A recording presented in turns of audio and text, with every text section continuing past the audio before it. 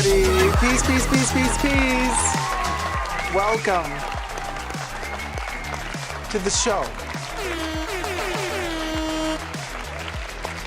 Hello, Debbie, Nicole Pancakes, Gloria Retinos, Nata Dida, Rock and Roses, LP Fashionista, Beer 1996, Droin Johnny, Holly Grace, everybody in the house, Vel, Akolu. How's it going, everybody? Steph is in the house, Robbie Lorraine, Kanan's Eyebrow, Cecilia Brown, and Steph again. Hi, everybody.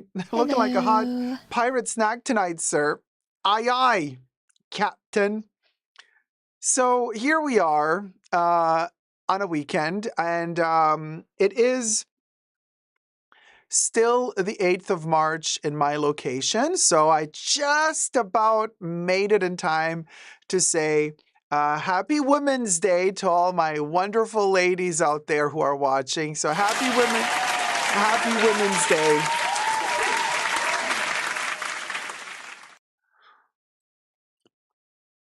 We'll go to all the queens out there. And, you know, and then I also want to say happy weekend and, you know, have fun, everybody. I hope everybody had a great week. Hi, Mahora, Naked Eyes, hello. Woo, the girls, honey, right, Val? Rock and Roses, yes, the hearts. Yeah, damn, your hair grew back so fast. Okay, Mahora, we have to address the situation, you guys. Whenever I post a vintage video, a perfume review on my perfume channel, essentially, Dacob, always read the description box under the video because there I post all of the information about the video because I started making perfume video reviews years and years before I started a perfume YouTube channel.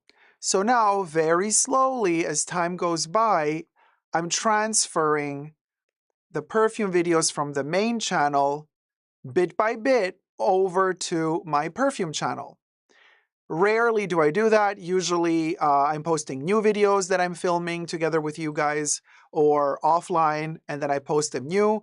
But from time to time, there are also archived perfume reviews of mine that I take off of the main channel and I put them on to the perfume channel. When I do that, in the description box, I always clearly state that this is a video that I'm reposting as I am transferring my perfume videos over to my perfume YouTube channel. And the original date that the video was first published is also very clearly stated in the description box. So I'm not trying to fool anybody. I'm not trying to trick anybody. I'm not trying to pull a Madonna on you. But people don't read description boxes. So I've been getting these comments saying, oh, finally, you look good again. Finally, you cut your hair. Oh, blonde suits you well. And it's a little bit, yeah, the Brad Pitt comment, which I really never in my life did I ever think I look like Brad Pitt, nor anyway. But some people do say that, or used to say it when I was younger and thinner. Doesn't matter. What I'm trying to say here is those are unsolicited opinions. And while I can very well and easily handle being objectified, because like I'm bigger than that. Hi, Jackie, how's it going? Jack's Bag Attack and Shifa Bukhari in the house. Holly Grace says, how do you feel watching past you? It's quite a reflective experience. Holly Grace, I was going to get to that point in just a second, but I just wanted to say,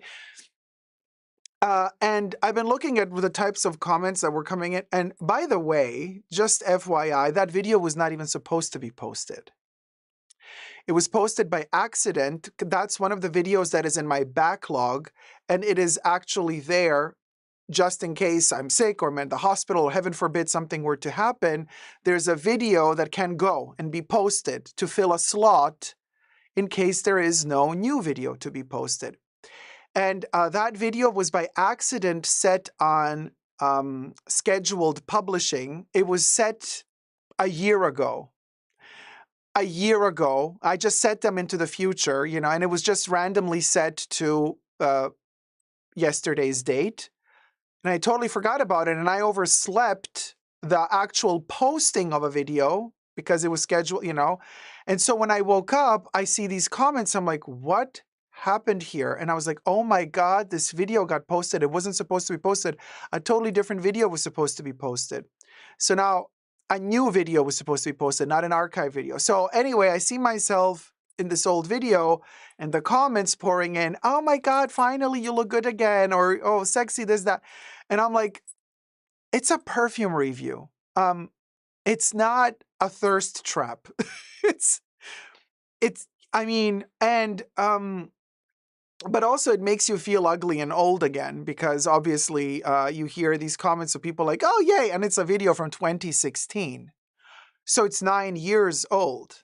Okay. That's me from 9 years ago and 9 stone ago. So like, there's a lot. And then psychologically it hits you because you're like, oh, okay.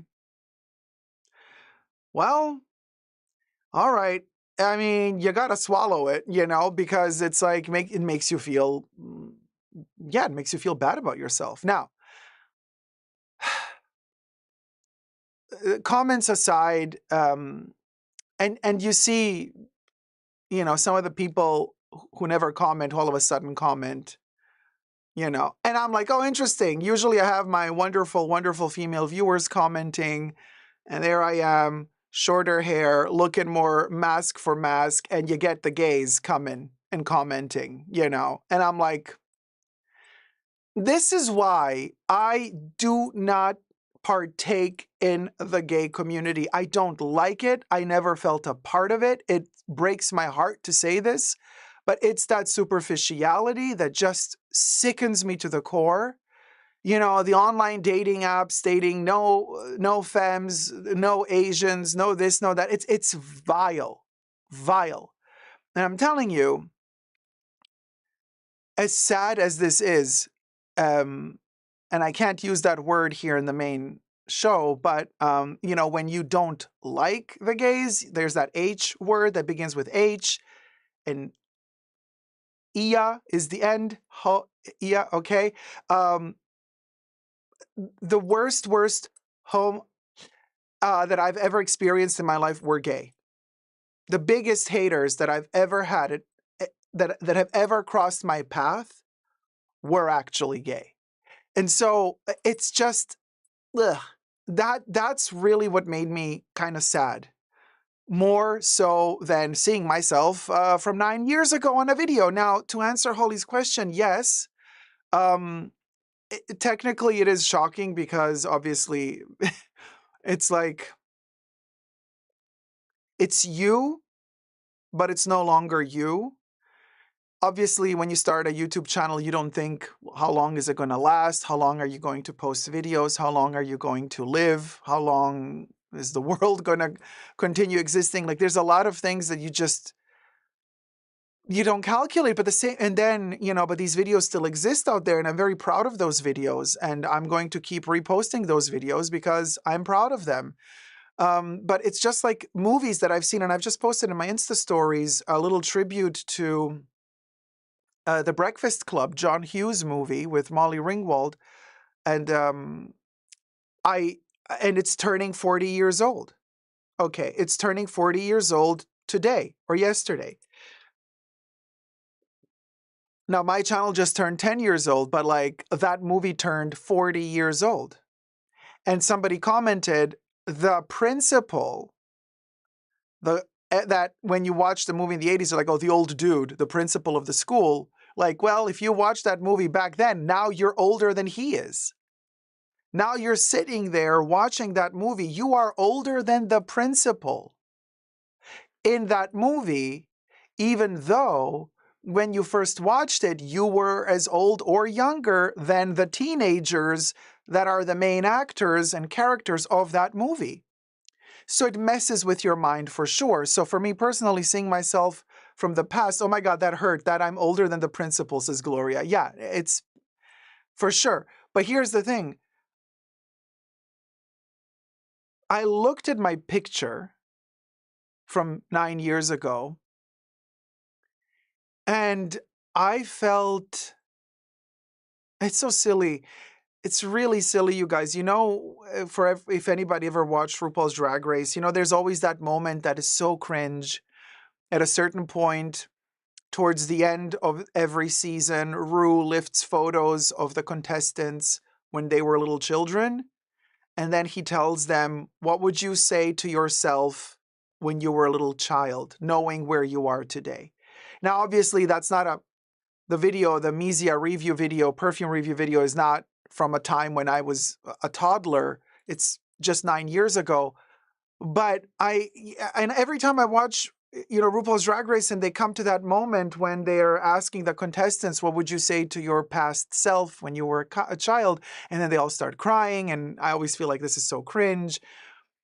But I totally understood it because I was looking at myself, I was looking at that picture and um, I felt very, I felt tenderness and, what's the right adjective? Empathy, a lot of empathy, humility. Um, I did want to caress the Dacob from 9 years ago, and I did wanted to tell him that compassion, Debbie. Thank you, a lot of compassion. I felt for him, and I, I saw myself, but of course it's still me, but it's no longer me, and it just felt very emotional. Not in a bad way. I didn't sit there thinking, "Oh, I don't look like that anymore." No, not at all. You know, evolution. It's life. That's the way it is. I'm probably, if I'm lucky enough to be alive another 10 years, I'll be looking back at this live stream, maybe, and looking at myself thinking the same thing I'm thinking now, looking at myself from 9 years ago. So I think in general, we have to stop being so self critical of ourselves today, looking at ourselves in the mirror and just being annoyed with ourselves. So looking at ourselves in the mirror and thinking, oh, something's wrong, something is missing, something is off. I have to perfect this. Oh, this should be lifted. That should be lasered.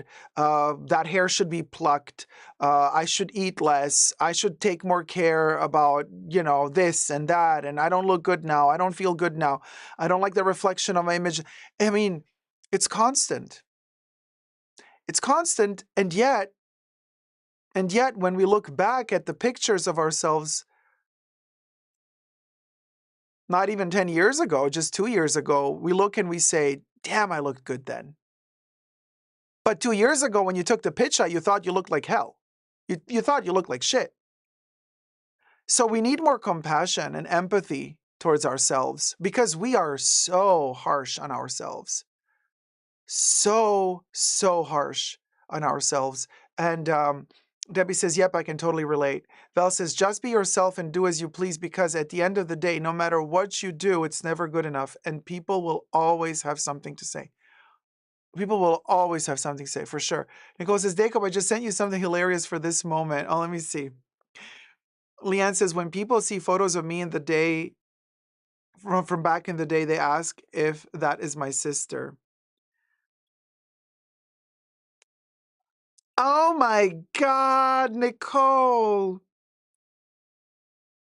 Nicole just sent me pictures when she was 14 years old, cheerleader.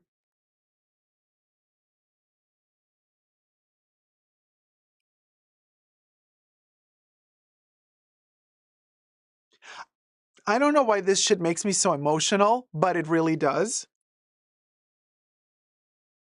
It's really cute. Oh, shit, I'm gonna start crying. You guys, you can't do this to me. when we were beginning a live stream. Oh, man. Okay. So cute. No, really, really, really cute. And super innocent.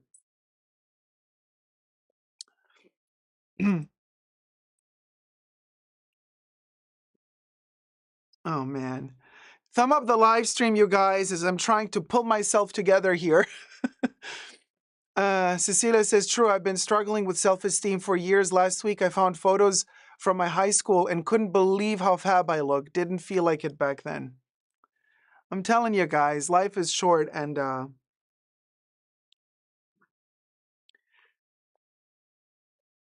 you gotta enjoy. You gotta enjoy what you see in the mirror, and you gotta embrace what you see in the mirror, because, I mean,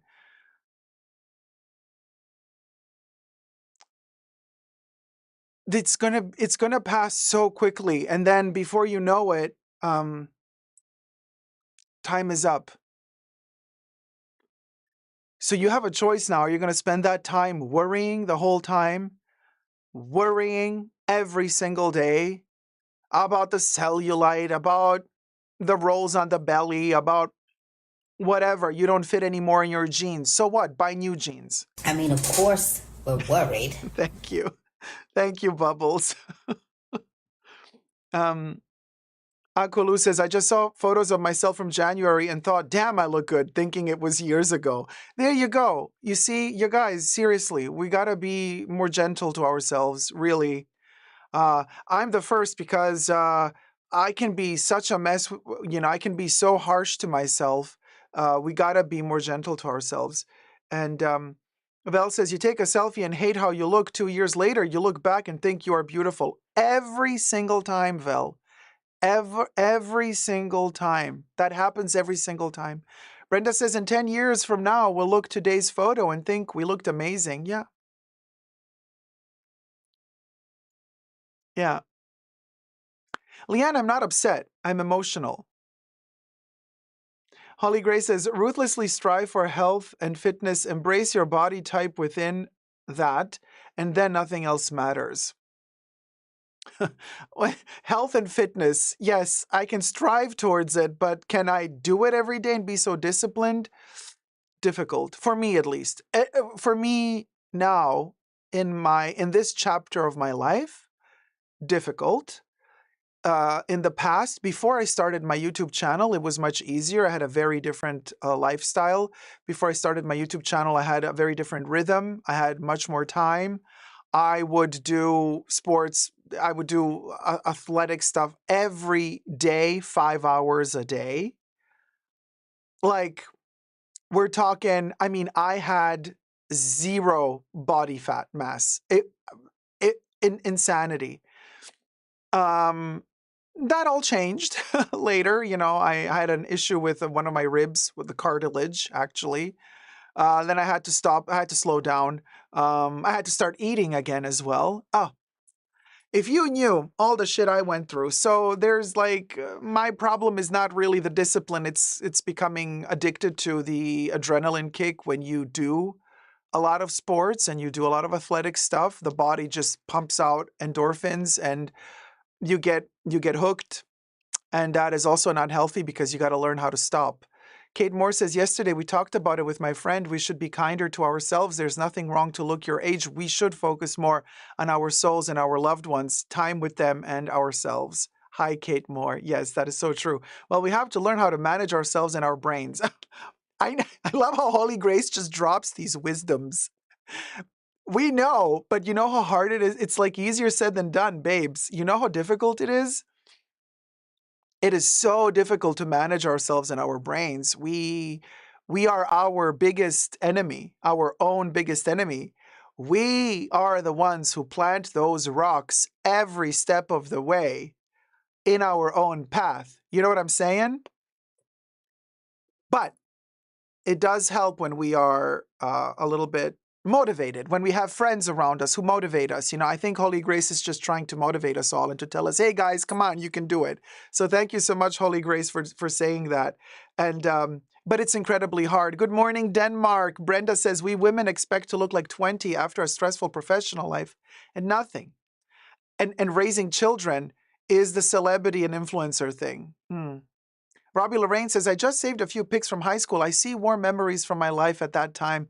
I was trying to remember being 14 the other day.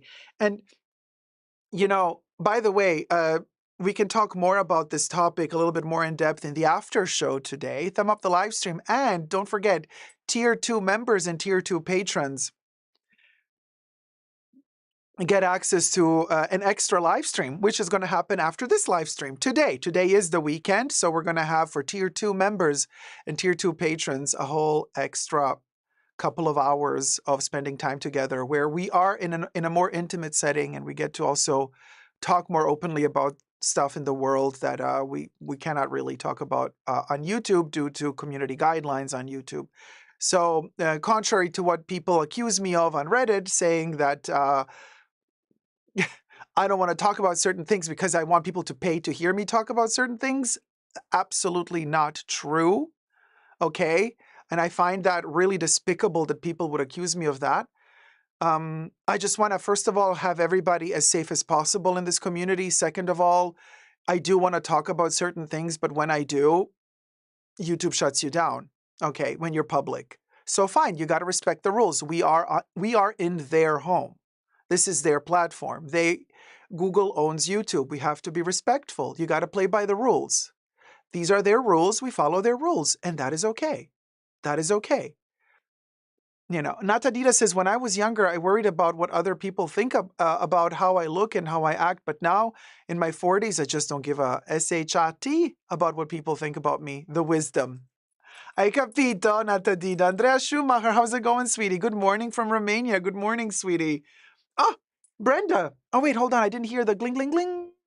Brenda just tipped. Wait, hold on. I got the coins. We're doing the golden St. Patrick's Day coins today still, and we have our shrine. We have the little golden chest for good luck, and we're going to add Brenda to the nugget, to the golden nugget. Hold on, let me just see which side of the marker I use. There it is. Thank you, Brenda, so much. Brenda donated $15. So amazing we can find each other as friends at the Fashion Bunker. Thank you, Brenda, so much. I got you on the coin, and we're going to put it. There you go, Brenda. I wrote it all around the coin, so you can see. Really? Can you, though? I think you can. Yeah. Brenda. We have to twirl it to see it. Oh, my God. Why is it so difficult with the light and the reflection? There you go. Okay. I'm putting you into the chest. You are the first coin of the day, babes. Thank you so much. And we're going to, at the end of the stream, we're going to take an extra lucky one out, and then you get to, if you're still in the live stream, so stay tuned. You're going to get to ask a question to Mr. Predicto about your fortune. And then Mr. Predicto will be talking, courtesy of Nicole. By the way, pancakes. For Mr. Predicto. Gloria to Thenos, member for 36 months, Tier 2, says that love every iteration of you, Dacob. Each one got you to the Dacob you are today. Thank you, Gloria. Thank you so much. Thank you. Man, time flies, huh? Hi, Melissa. Good morning. Good morning. Yeah, Dacob's Bitcoin, right, Cecilia? We love you, YouTube algorithm. You are a kind and gentle algorithm. Bitcoin, Bitcoin, Birkin, Bitcoin. My co-host today, still snobbing me and treating me like a peasant. And YouTube had a pop-up with, by the way, you guys, YouTube popped up. It's a new feature on YouTube with our top commenters of the week. I'm going to reveal to you, this is a new little thing we're going to start doing. So I just want to show to you guys our top 2 commenters of the week. Here we go, guys. Community Spotlight of the week. We got the weekly hotlight of your most engaged audience members, including your top commenters. We got Holly Grace and Kate Moore. Thank you so much. Thank you, ladies. Thank you. Thank you. There you go. Beep, beep, beep, beep, beep. Congrats, congrats, and thank you so much. Ta-da! I don't know if I can pop a cherry while the pizza is up. No, I cannot. It's either or. Either pizza or cherry. There you go, guys. Slay Quins. Now we can pop a cherry after the pizza. Cecilia says, Dacob, are you going to review Hermès show from yesterday? It was really cool. Oh my gosh, yes, of course we're going to review the Hermès show, but today remember, we still promised to review the Gucci show. So today we're going to review the Gucci show because we were supposed to review it last time, but then we reviewed Stella McCartney because Virginie Viard was at the Stella McCartney show. So we reviewed Stella McCartney. Hi, Plush Thumpers. How's it going, sweetie?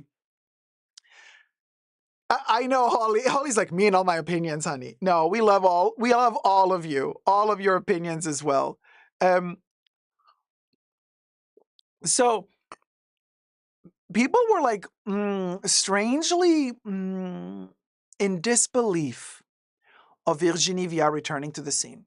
Some people, of course, clicked frantically on the video and then threw shade at me by saying, this isn't even news. So what if she's going to a fashion show? I'm like, the woman disappeared for half a year and now she's back and you're acting like, how dare I make a video about this? For me, it's huge news. Hi, Terry. How's it going, sweetie? Good evening. It is a late night show, okay, in America, but it's an early Sunday morning in Europe. And I think in Australia, it's the afternoon, right? So there you go. For everybody, a little bit of something. Hi, Maka. How's it going? And good night, Nay. So, and we got 60 likes. Let's get to 100 likes, you guys. But so there's a video. And I think I'm going to be able to show you the video in the after show. It's a very short video, but maybe I'll just lift the iPad to show it to you. Or maybe I post it on Discord. It's maybe faster, so if you're on Discord, you get to see it. But she was there. People, so basically, some people were like criticizing me, how dare I make a video about it? While other people were saying, this is AI, this is a deep fake, this is not real. I'm like, oh my God, okay, so why would somebody make a deep fake of that? You know what I mean? Like, you want to do an AI video, usually people do the dirty, nasty stuff when they do stuff like that. They don't do... No, I believe it's an authentic document. I believe that Virginie Viard went to the Stella McCartney show and that she did have a very brief conversation with Anna Wintour, period. Okay, Cecilia Brown, enjoy your breakfast, sweetie. So Akulu says, it's like people comment who don't follow fashion. Of course we should talk about Virginie sighting. Like, duh. I mean, it's super important. Plus, she's a very shy person. It's not like she's out and about every single fashion show there is, She keeps her distance, which I respect about her. She doesn't need to be all up in somebody's business all the time. She does her shtick, So, oh my God, Terry, no, please, you guys. Teresa Terry, McGuire thank you so much. $35. From Terry and Kenny. Terry, really, I don't want you to send any more tips now because, like, Terry, we're all in economical pickles at the moment. Terry is going through a rough patch. So thank you so much, Terry, but really, you shouldn't have. So next live stream, I forbid you to send a tip, Terry. We gotta first get out of the economical mess and then we'll deal with it. So let me add Terry. I'm still gonna do, hold on.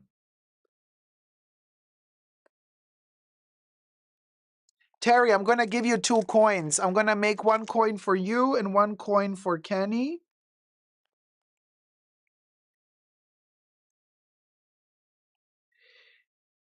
We'll get through it, you guys. Money comes and goes. It's a problem. Everything is a mess right now in this country, but things will get better. There you go. Terry and Kenny putting you in. There you go. In the good luck chest. So, yeah, exactly. Akulu is like, I want 2 coins or more. I'm just chilling. Okay, now go home. Grace loves fashion. How's it going? Dacob. Hi, Dacob and everyone else. Hi, sweetie. How's it going? How's it going? So, okay. And yeah. So anyway, I wanted to talk about something.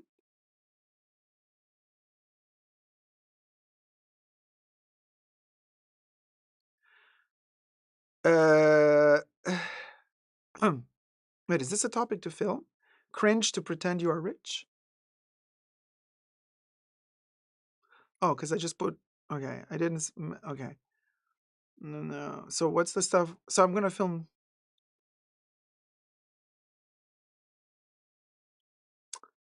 And the bag video, is that to film or just to talk? Also to film, I guess. I'm thinking. Okay, so all right. Well, first let's start. Let's start with the topic, which you also have seen the title of this live stream, kind of hinting at the main topic, which is going to be a little bit of a leitmotif following us throughout this entire live stream. But the main topic is wannabe billionaires. Is fake luxury the ultimate cringe? So that's the title of the live stream, but it's also going to be the title of our first video. And basically, it's about pretending to be rich. Like, is it cringe to pretend you are rich, right? So let's film it. Oh, wait, what happened? Oh, wait, hold on. We got to play the tips first. We got Angie unboxing and Grace loves fashion. Thank you so much. Angie Unboxing donated $9.45. For good luck to every friend of the Fashion Bunker. Thank you so much, sweetie. Okay, and then we got Grace loves fashion.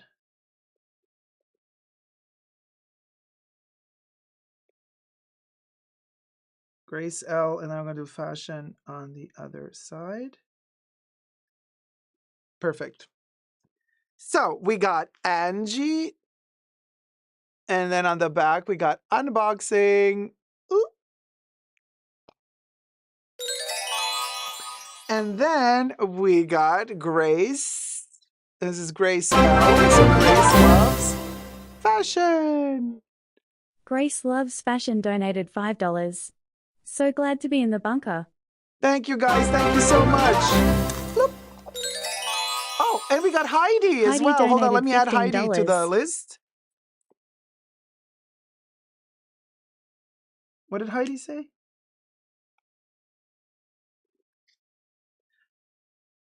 Heidi, also a good luck coin for St. Patrick's Day. I wrote your name here as well. Let's add you to the chest. At the end of the live stream, we're going to pull out one coin, which is going to be the extra lucky one this week. And then if you're still in the chats, you're going to get to ask Mr. Predicto a question. Predicting the future. And, oh yeah, Canaan's eyebrow. Yes, it's daylight savings, y'all. Right, Debbie told me a couple of hours ago. So we're going to lose an hour. We're going to lose an hour, but it's going to be in the States. I think Europe switches a couple of weeks later. Europe is going to switch to daylight savings, so we're going to go 1 hour back. So basically, if the mornings became nice and sunny, now it's going to be pitch black dark all over again when you wake up in the morning if you go to work or to school in the morning. But then in the evening, the day is going to be longer, a little bit longer. I like the chocolate coin, says Debbie. Oh, me too. Chocolate is the only thing that's been keeping me alive these days. Seriously, I needed the endorphin kicks. So where was I? Okay.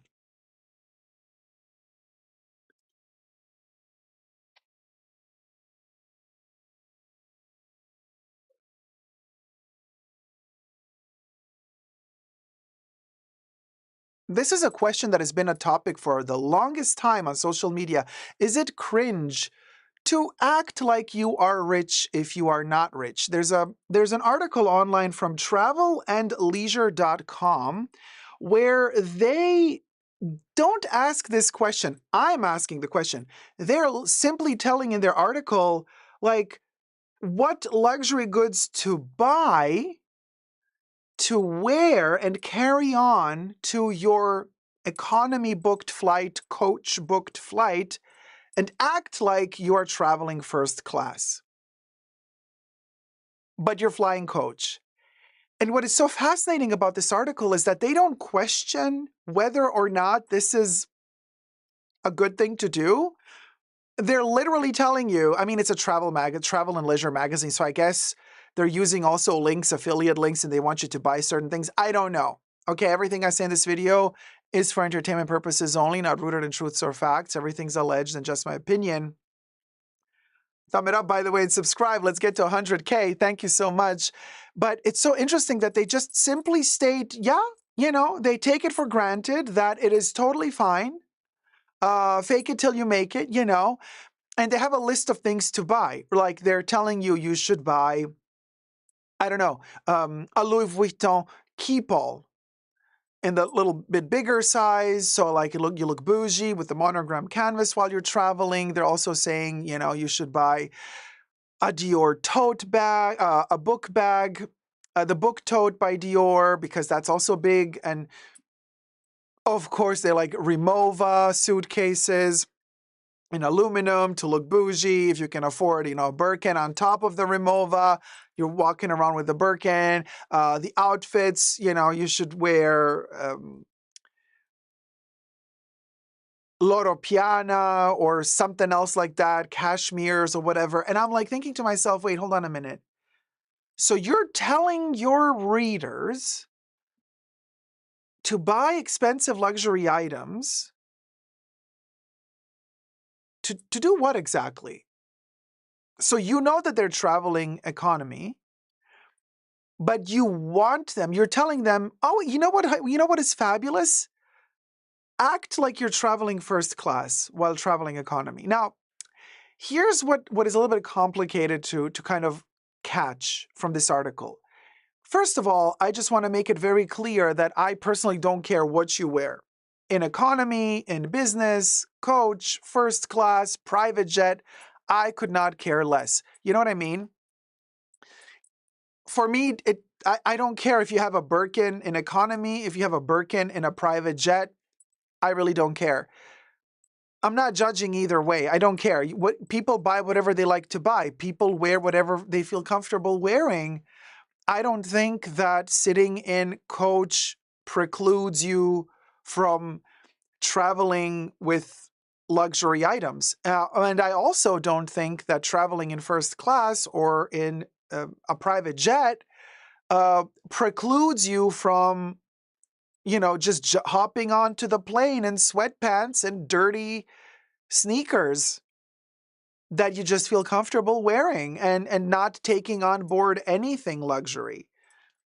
Both are totally fine, in my humble opinion. You do you. But what really irked me about this article is that they're kind of implying, allegedly, this is just my opinion, that this is what you should do. Like I have the feeling like I felt like, wait, hold on a minute. Is this article brainwashing me somehow to feel like if I'm flying coach, I should still do better and I should at least like have some luxury items? Like, why would anybody want to write an article like that to make you feel like, oh yeah, you're flying economy, we all know, but if you're flying economy, at least buy really expensive stuff to wear while you're in economy, whether it be accessories or clothing. And I'm like, I don't get it. Why should you? What if you don't feel like it?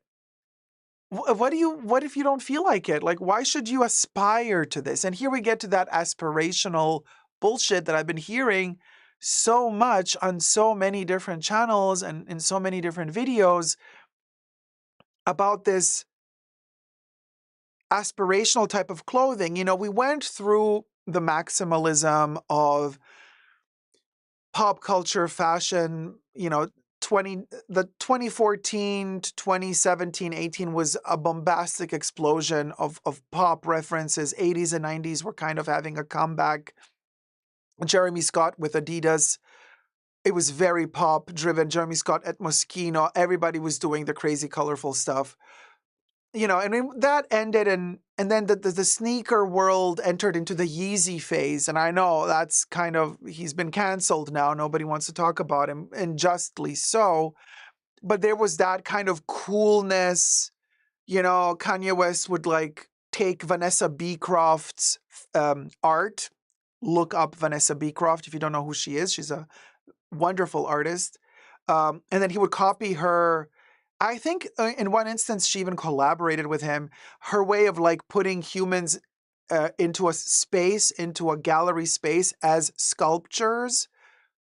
And then they would just stand there performing, right? So he did that to present his clothing line for Yeezy with Adidas. So we had that kind of sleek, detached fashion, very industrial, very utilitarian, and it was very expensive too. So that became the new thing after that tacky, pompous pop that was like the Jeremy Scott era.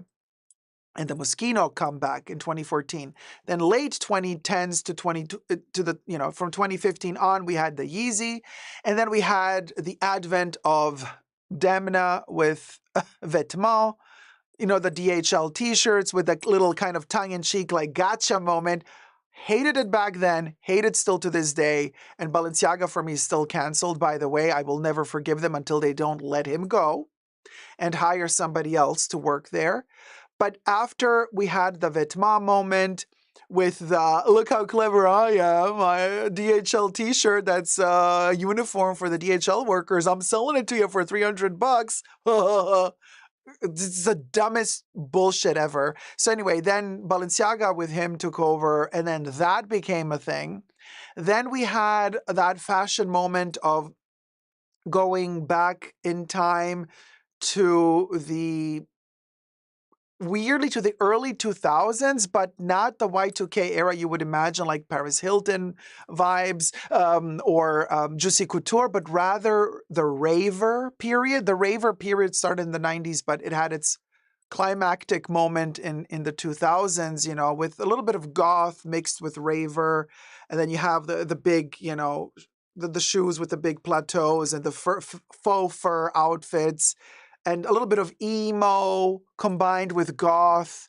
So all of that, we went through all of that, People are wearing all over again those little tiny necklaces, the 90s little wired plastic necklaces around their necks. That's back again. It's all a mess. We've been through it all, okay?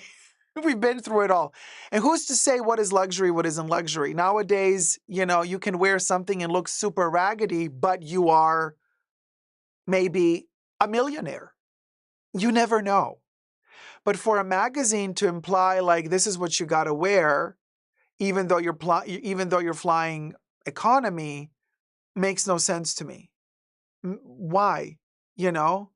Like why would you do that? Debbie says, make yourself a mark. These are also tough times we're living in. The person who's flying first class or in a private jet, they're going to have their private drivers and their security following them. So when they arrive at the other airport, they're going to be safely escorted to the vehicle that's going to take them into their mansion or 5-star hotels. Okay. You, on the other hand, you're flying economy with your expensive luxury bags that are super visible. You got no security to protect you when you land. You don't have a private driver, a personal chef, an escort that's going to take you from your gate safely to the private car that is safely going to drive you to a safe place, hotel or mansion. You're going to go into public transportation, depending where you land. And in America, you're probably going to, call an Uber or something. Also, I wouldn't trust those either. But if you're going to some European place, if you don't have a private driver, if you go to a European city, people take a bus, a train, a subway to get into the center of town when they land at these airports. You're going to be such a target for crime. And we're living in really harsh times where crime is like rampant. So I don't think it's a good tip to tell people, hey, spend all your money on a Louis Vuitton bag and then, buy one of those cheap flights for $10 that they have, and yeah, great. Haha. You hacked the system. Chances are somebody's going to hack you. So be careful. Plush Thumper says, I think it is a little cringe to pretend to be rich, but you can still live a fabulous lifestyle without pretending to be rich. Totally. Of course. Do things that make you happy. I don't know if anybody really, if like the biggest joy in life they have is acting to be rich. If that's what makes you happy, okay, then that's what makes you happy. But that doesn't make me happy. So to each their own, I guess. Robbie Lorraine says, flashing logo in Coach is a little too cringe. Nice travel gear with minimal branding labels is what I like. Holy Grace says, I think wear whatever you want in whatever class. And Plush Thumper says, I'm gonna wear my goth platforms to the airport. Kanan's eyebrow says, sounds like a marketing tactic. And Holly says, I've flown all classes, looking basic in business and chic and logoed in economy. I don't know. That's just what I felt like wearing that day. No other reasons. But you also have to know like where you're flying from, where you're flying to. Flying to certain countries and certain airports is safer than flying to other countries and other airports. You know, there's also that to take in consideration when you're flying, the crime rate in the country where you're going to, knowing also the crime rates of your own country where you're leaving from to get to your destination. Grace Loves Fashion says, I really dislike all these articles. It's like those articles that imply that we should live our lives in a particular way. Ugh, it's so annoying. But more and more of these articles are popping up. And I think it's the sign of the times. It's like also the governments are kind of more and more telling us, taking our, you know, rights more and more away from us. Telling us, you got to do this, you got to behave in that way, you got to just like it. And I have the feeling that it's a reflection through these articles and magazines of the times we're living in. Like they're also feeling that weird conservative pressure to like tell you, this is what you got to do. This is how you have to behave. This is what you got to wear. This is how you have to speak. It's really annoying. Robbie Lorraine says, comfort is my guide. Let me know your thoughts, guys, down below. Subscribe to my channel if you like the content. Thumb up the video and never give up on love. Bye. And I get so annoyed to see these articles that tell women of a certain age to wear only a certain clothing items really grates on me. Yeah. Although there's one thing that I do like what Coco Chanel said about aging in general. She always says the older she got, the more white and beige she wore because, and that's why also she wears more and more pearls, especially a white collar and white around the arms because the white reflects light, bounces light off onto the face and creates a more youthful and illuminates the face, a more youthful effect on the face. So and pearls do that too. Pearls bounce light off from underneath and they just give you youthfulness. So Coco had some wonderful tips. Tips like that, I'm all for it. I'm all for that. I'm all for that. But I would not, you know, tell people like, okay, that's the cream you gotta buy, that's the food you gotta eat, and that's the pants you have to wear, and that's the shoe you have to, you know, like everybody's different. Kid Moore says, feels like companies are trying to sell us more shit through these articles. Yeah, that's what it feels to me too. And by the way, independently from your skin tone type, if you have a deeper skin tone, or, you know, if you're diaphanous like me, white is always very nice because it just reflects light from outside, from the exterior. It bounces it off the walls and it just projects it down. So it doesn't matter what sort of skin color you have. White always gives you a beautiful little extra, just a little oomph of light on the skin. And it just illuminates the face nicely. You know? I love the Sublimage eye cream too. Yeah. So, yeah, Grace says, yeah, that white collar thing I kind of agree with. Fashion has always tried to establish rules and hierarchy. Oh, yeah. But also if you're working in fashion, oh my God, I mean, they really, the hierarchy, it's terrible. They act and behave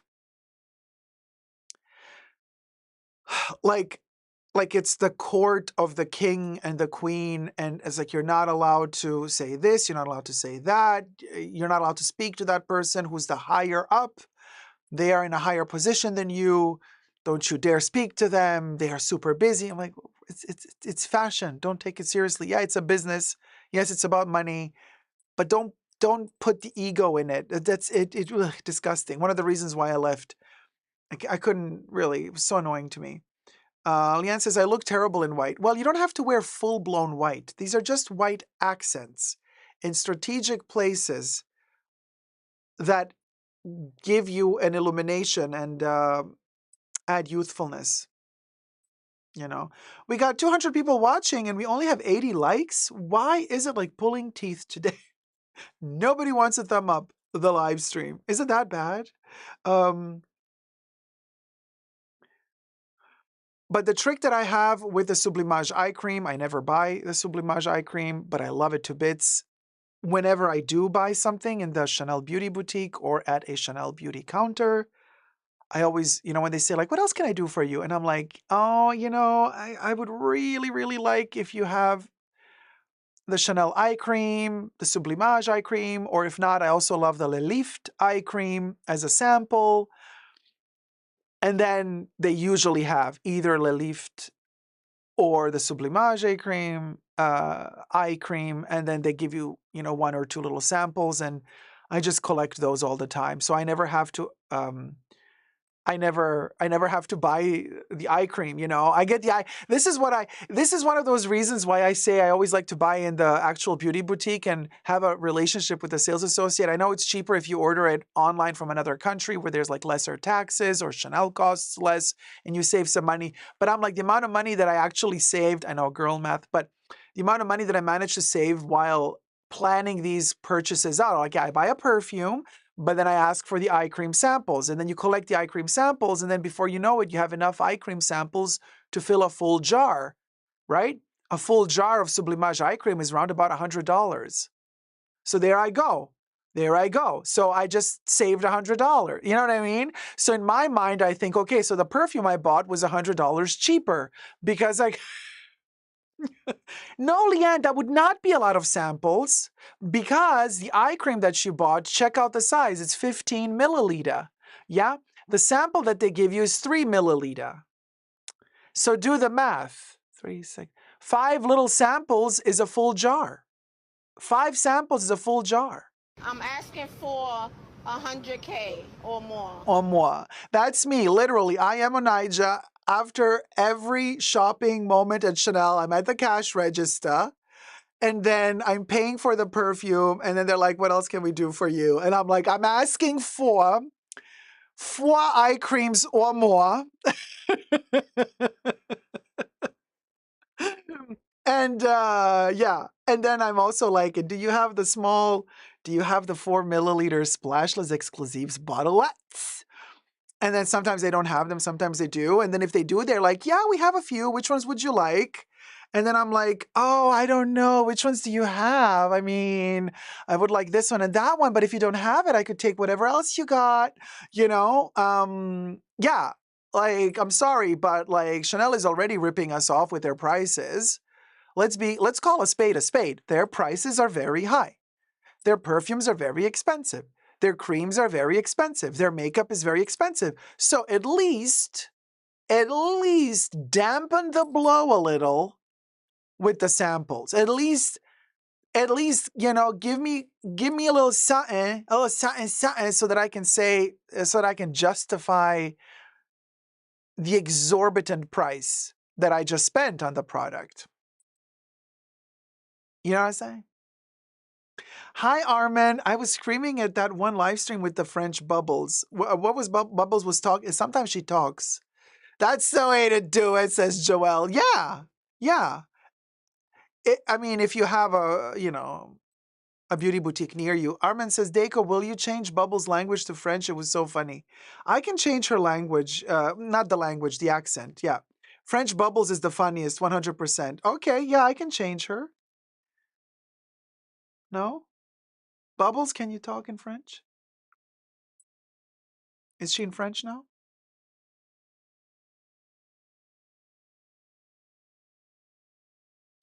I'm going to try to change Bubbles to talk with a French accent again. But then, like, nobody understands what she's saying. When she talks in French, it's, like, very weird. Let me see.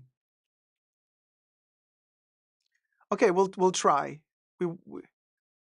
It takes a little bit of time for her to reset, you guys. But,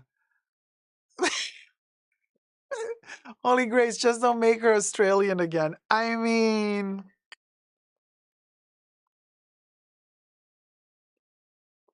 What is it with Australia, you guys?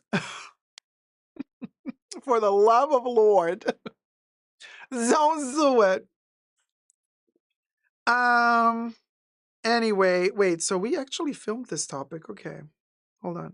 Because I wrote it off as, but there was something else I wanted to say during the topic what was it? I think I missed the plot a little bit. When I was saying, oh man, I don't remember now because I was mentioning Jeremy Scott, then Yeezy, then all of that stuff. I was actually saying all that to then rein it back in and make a point about something, but I think I never made the point. Ha! Hi, Deborah. How's it going? I think I missed the point. Yeah, the Irish accent.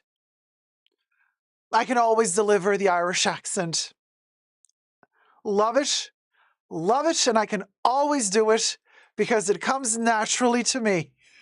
No, it doesn't. The Irish are always like, oh no, he's doing it again. Please stop. And hi, Natasha. Hi, Picky Ricky. Tom, Debbie. Now that's complicated. You want Tom Ford with an Irish accent? Well, oh, Tom.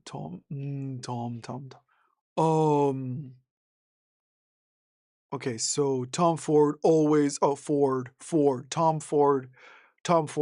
Deep. Tom Ford. He knows his fashion. He knows where to go. He knows exactly the lines.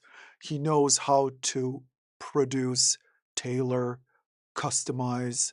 He is on point. He is the master. He is the god. Now, if Tom Ford were to start speaking with an Irish accent, he could do it, but he could do it. I think he could, but I am sweating as I'm trying to deliver the Tom Ford Irish accent. It is difficult, but doable. I think it is. I really started sweating. There you go. That was Tom Ford with an Irish accent, everybody. We never had that one before. Well, there you go. So, yeah. By the way, did you like the debut collection of Ackerman? I didn't even see it, y'all. Debbie says, bravo. Thank you. I wonder what Audrey would think about that one because, she always loves the Irish accent, but I'm not so sure. It was difficult. It was difficult because Tom has that weird wannabe mask for mask, like deep, Oh my God. So okay. I forgot. I commented on somebody's Instagram post. So somebody was at Fashion Week and Tom Ford was sitting there and somebody took a photo of him and said, oh, he's so handsome. He's so handsome. Okay. Now, here's the thing though. Did you see his beard line? Like it's so painted on. I mean, he is Beijinging. Okay, the Beijing. Oh, honey. So my comment was like the Beijing of it all, baby. And I don't think anybody got the joke, but like he like painted that entire beard on to look more masculine, and I just found it so funny. Allegedly. And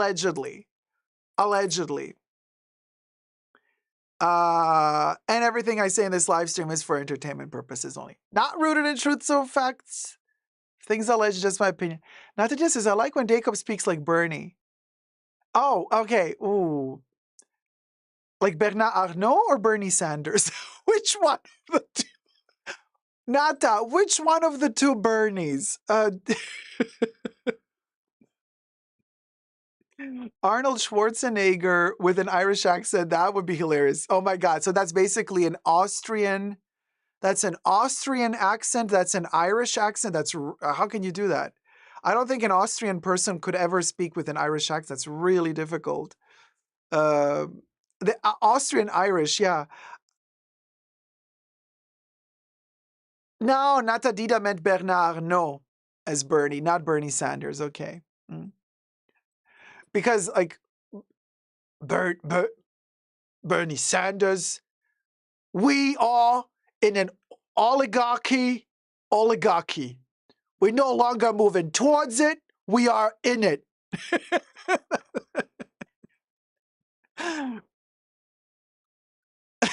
There's that one. And then there's Bernard Arnault.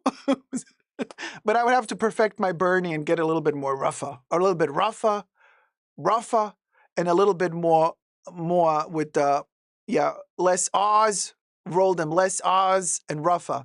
Anyway, rougher. Yeah, rougher. A little bit rougher. But then Bernard Arnault is the French guy. Oh, also, did you know that Fran Drescher, The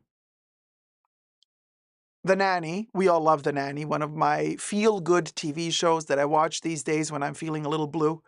I watch Fran Drescher from the 90s. She's dressed fabulously. There's also one episode in season, I think 2 or 3, where she's wearing Chanel from the 1995 collection. Awesome. I just found out, thanks to YouTube Movies, just the other day, and they do this in America, so I'm not so sure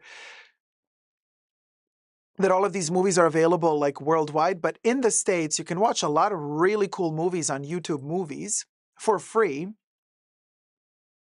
And I just discovered that Fran Drescher, while she was doing The Nanny, during the hiatus, she shot a movie with Timothy Dalton. And in the movie, she's also a nanny. And I was like, really? Like, you're taking a hiatus from doing 7 seasons of The Nanny, and the first movie you shoot is You Are a Nanny. And she's like, gets hired to travel to some Eastern European country where, there's this like really tough guy who's the president of the state, and she has to be the nanny of his kids. And basically the whole story's like Beauty and the Beast, but because it's The Nanny, it's the Beautician and the Beast. So she goes there and turns this country into America, basically, and puts makeup on everybody. And the Beautician and the Beast, yes, it is so good. It made me feel so good. And of course, she's talking with the Fran Drescher voice with the nasal.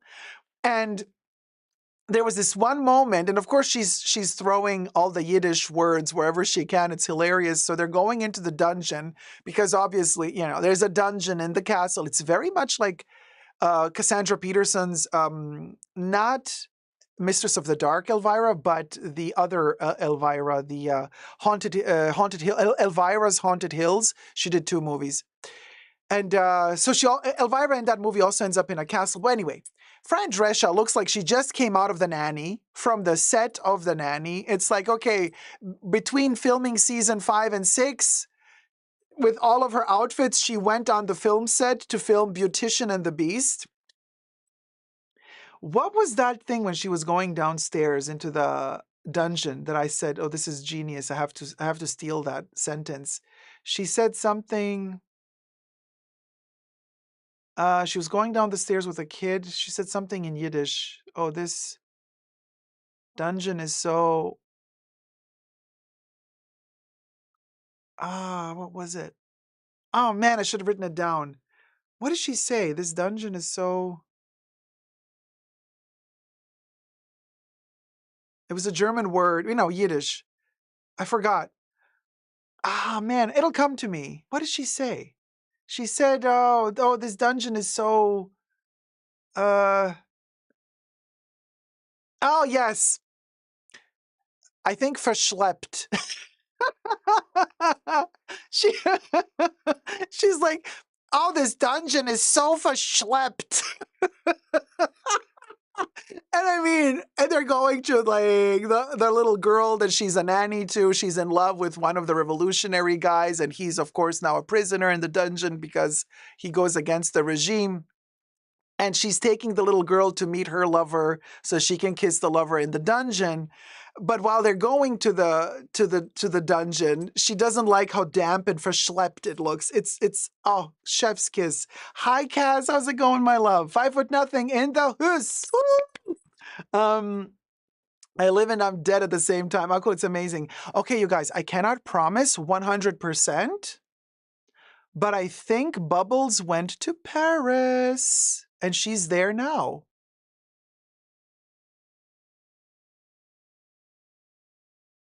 Okay. What? If I see. So the next tip, she's going to talk. So if anybody tips anytime, type out a little text while you're tipping. You know what I mean? Like you can send a tip, but you can also like write a little text underneath, and then Bubbles reads the text. So I think she's gonna read it in the French accent. The next time a tip pops up, she's gonna read it with the French accent. So I think she went to Paris. That's gonna be funny. So anyway, whenever it happens, it happens. But I think it's now she switched. I think she's been rebooted to French. And then, of course, Nanny Fine, her mother and father in the movie, they're different actors. They're not the same. Well, we never see her father, but her mother is not the same actress like in the TV show. But still, she's like a Jewish mom from Queens, New York, right? She's also fully covered up, bedazzled with colors. The nails are done. You know, she has everything coiffed. So I'm like, it's like watching The Nanny from a parallel universe. It was really, really cool. 99 likes. Oh my gosh, we're still stuck underneath 100 likes. The stream is a little late. I get it, but still, come on. Also, I gotta say, I prefer streaming later at night. There's less people in the chats. Because when we're like early in the morning, the chats are like boom, vroom, vroom. And I'm like, oh, okay. So yes, we get a little bit less views when we're doing late night streams, but it's a little bit more cozy. So I guess the after show is going to be even cozier. Yes, 5 Foot Nothing. There is a film of The Nanny. It's called Beautician and the Beast. From 1997. Beautician and the Beast. It is, I mean, Akolu, it is a film of The Nanny. It is. It is. She is a nanny from New York, and she flies across the pond to be the nanny to the kids of some, I can't say the word. It is a film of The Nanny, you guys. Let's call a spade a spade. Jason says her style was amazing on The Nanny. I love that they even made a joke that she couldn't afford it on a nanny's salary. Well, back then she could, with all the tips. You know, hi Raynette, I'm here watching in the bushes, cozied up in bed playing Candy Crush and listening to Dacob. Oh, that's fun. Well, are you guys ready for another moment? Should we do the Gucci 25 fashion show review? Let's check it out. Videos from the Gucci YouTube channel, so falls under fair use. I've changed the music and we're going to be using copyright-free music while we review the show. Gucci Fall Winter 2025 without Sabato De Sarno, even though I think he designed it. But they fired him, so let's see what we think. It was a little bit, people were asking me, could we review the Gucci show? Could we review the Gucci show? And we kept postponing it. We're going to do it now. And then we're going to do Hermès maybe next live stream. Or Chanel. Because also Chanel is going to have their show. Okay, well, we'll see. Let's do Gucci for now. Let's see it.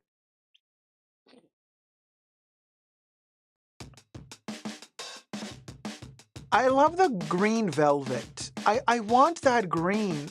That's a beautiful green. I want my house to be like this. I want the green curtains.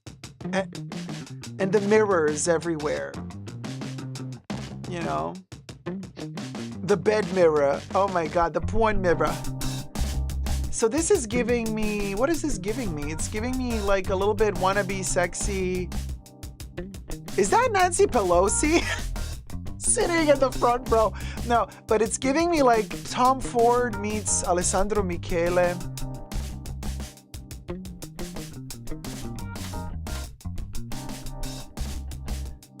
Oh, okay. Oh, was that Anna Delvey? Oh, no, it's not Anna Delvey. It's what's her name? Garner. Jennifer Garner, the actress from Yo Paul. You Look Paul. She's in the front row with the curly blonde bleached hair. Okay, anyway. So yeah, all of these negligee dresses in silk and chiffon are giving me Tom Ford Gucci. And then all of these little head scarves are giving me Alessandro Michele Gucci.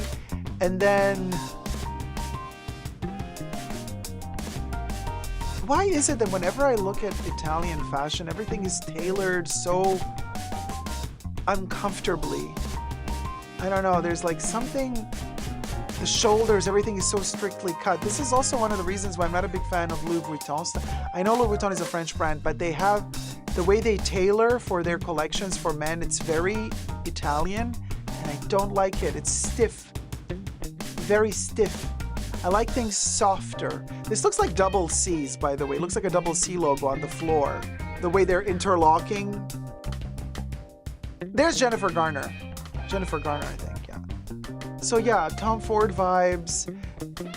Oh, this is very 90s. Look at that little maculato. Not this pink, which looks like, what, patent leather? Crackled patent leather? But,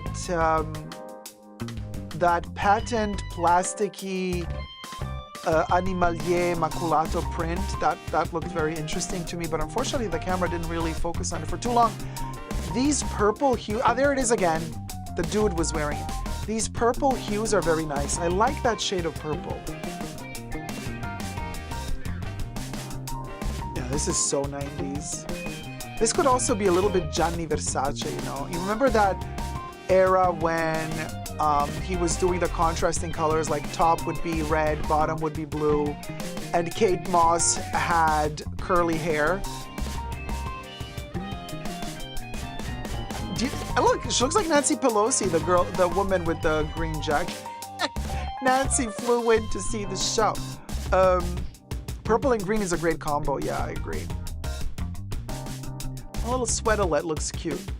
The glasses are also giving me major, what's his name? Michele vibes. Sad how we can't say this looks like Sabato de Sarno, you know? He hasn't been there long enough. I mean, 2 years and he's gone. Nobody's gonna remember him, you guys. 2-3 years from now, who's gonna sit there and say, oh, do we remember the Sabato de Sarno era? Nobody's gonna remember anything. They're changing it up too soon and too often. I like the necklace. Truth be told, these little horse bits, because Gucci was also doing, you know, horse riding stuff. Well, Fendi is actually. But anyway, I always wanted to get one of the horse bits from Hermès and turn it into a necklace. I still might do it one day, but Gucci did it with their little horse bit. There you go, you see? They're the little hanging necklaces, which I think is kind of cute. Slightly fetishy, but we'll go. Oh, the shirt buttoned up in the back, cute. Yeah, this is Michele vibes. Look at this little velvety chevron striped ensemble. Yeah, the overall, I mean,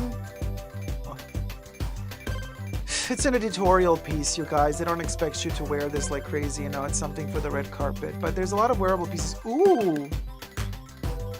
Bakelite pattern on that patent ivory trench was gorgeous. Very 50s. I love Bakelite. Do you know what? I don't mind this collection. Somebody told me they think it's really boring and dull. But yeah, I mean, it's nothing new. This is stuff we've seen before. Look at that Italian nose, honey. Oh, that nose of that conductor. Oh, honey. Oh, honey, that's a strong, powerful nose. Look at that nose. Uh-huh. Oh, yeah. I see you, Mr. Conductor. I do. Okay, so what's this? Show ain't over yet? And the ladies see him as well. Look at her, the curly one. Oh, there's Nancy again. The curly one, she's like, hey, Mr. Conductor. Conductor. So yeah, the carpet is gorgeous. I want this carpet giving me 70s vibes. And then I want all the furniture also in this carpet. Also the pillows. Oh, look, how old is he? 10? I have a 10-year-old on the runway. Please. Ugh. No, I don't like when models look too young, you guys. Here, this is what I meant with Bakelite. You see that pattern on this trench? It's giving that pearlescent kind of like crackled mother of pearl effect. That is a bakelite effect from the 50s. 40s and 30s even. Bakelite was invented in the 30s, I believe. It's a type of plastic. It's not plastic, it's bakelite. But it's quite expensive to make nowadays. They don't make it anymore. Yeah, I don't like the guys on this runway at all. Are the sharks biting the cables again, says Debbie? Oh no, because Vel says, cha, my net is so bad. It's Australia, down under. If the sharks aren't biting, it's probably a dodo or a dinosaur. Or some giant tarantula that learned how to swim and is nibbling on the cables of Australian internet. This is kind of a nice yellow melange gray pattern. Yeah, you see the kids on the runway. No, I can't. I'm sorry. No, no. Again, that trench coat. I loved this in the 90s, and you know what? I still love it today. That particular maculato, which is also very typical for Dolce & Gabbana from the 90s, but holding the bag like that, no. Thank you. Nah, don't like this jacket. Looks Zara-esque. Is it real fur? It looks like faux fur to me.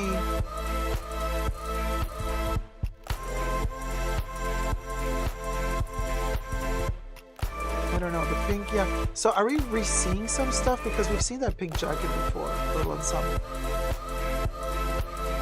Did you guys know that Anna Delvey actually ran? Oh, there it is, that jacket. Oh, I love this pattern.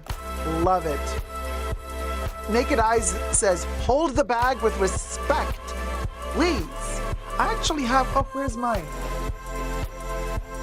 I have my little, you know how for me, it's always about the renaissance of something. And I've been telling you when they announced that Sex and the City was coming back, and I said it's going to be the renaissance of the clutch.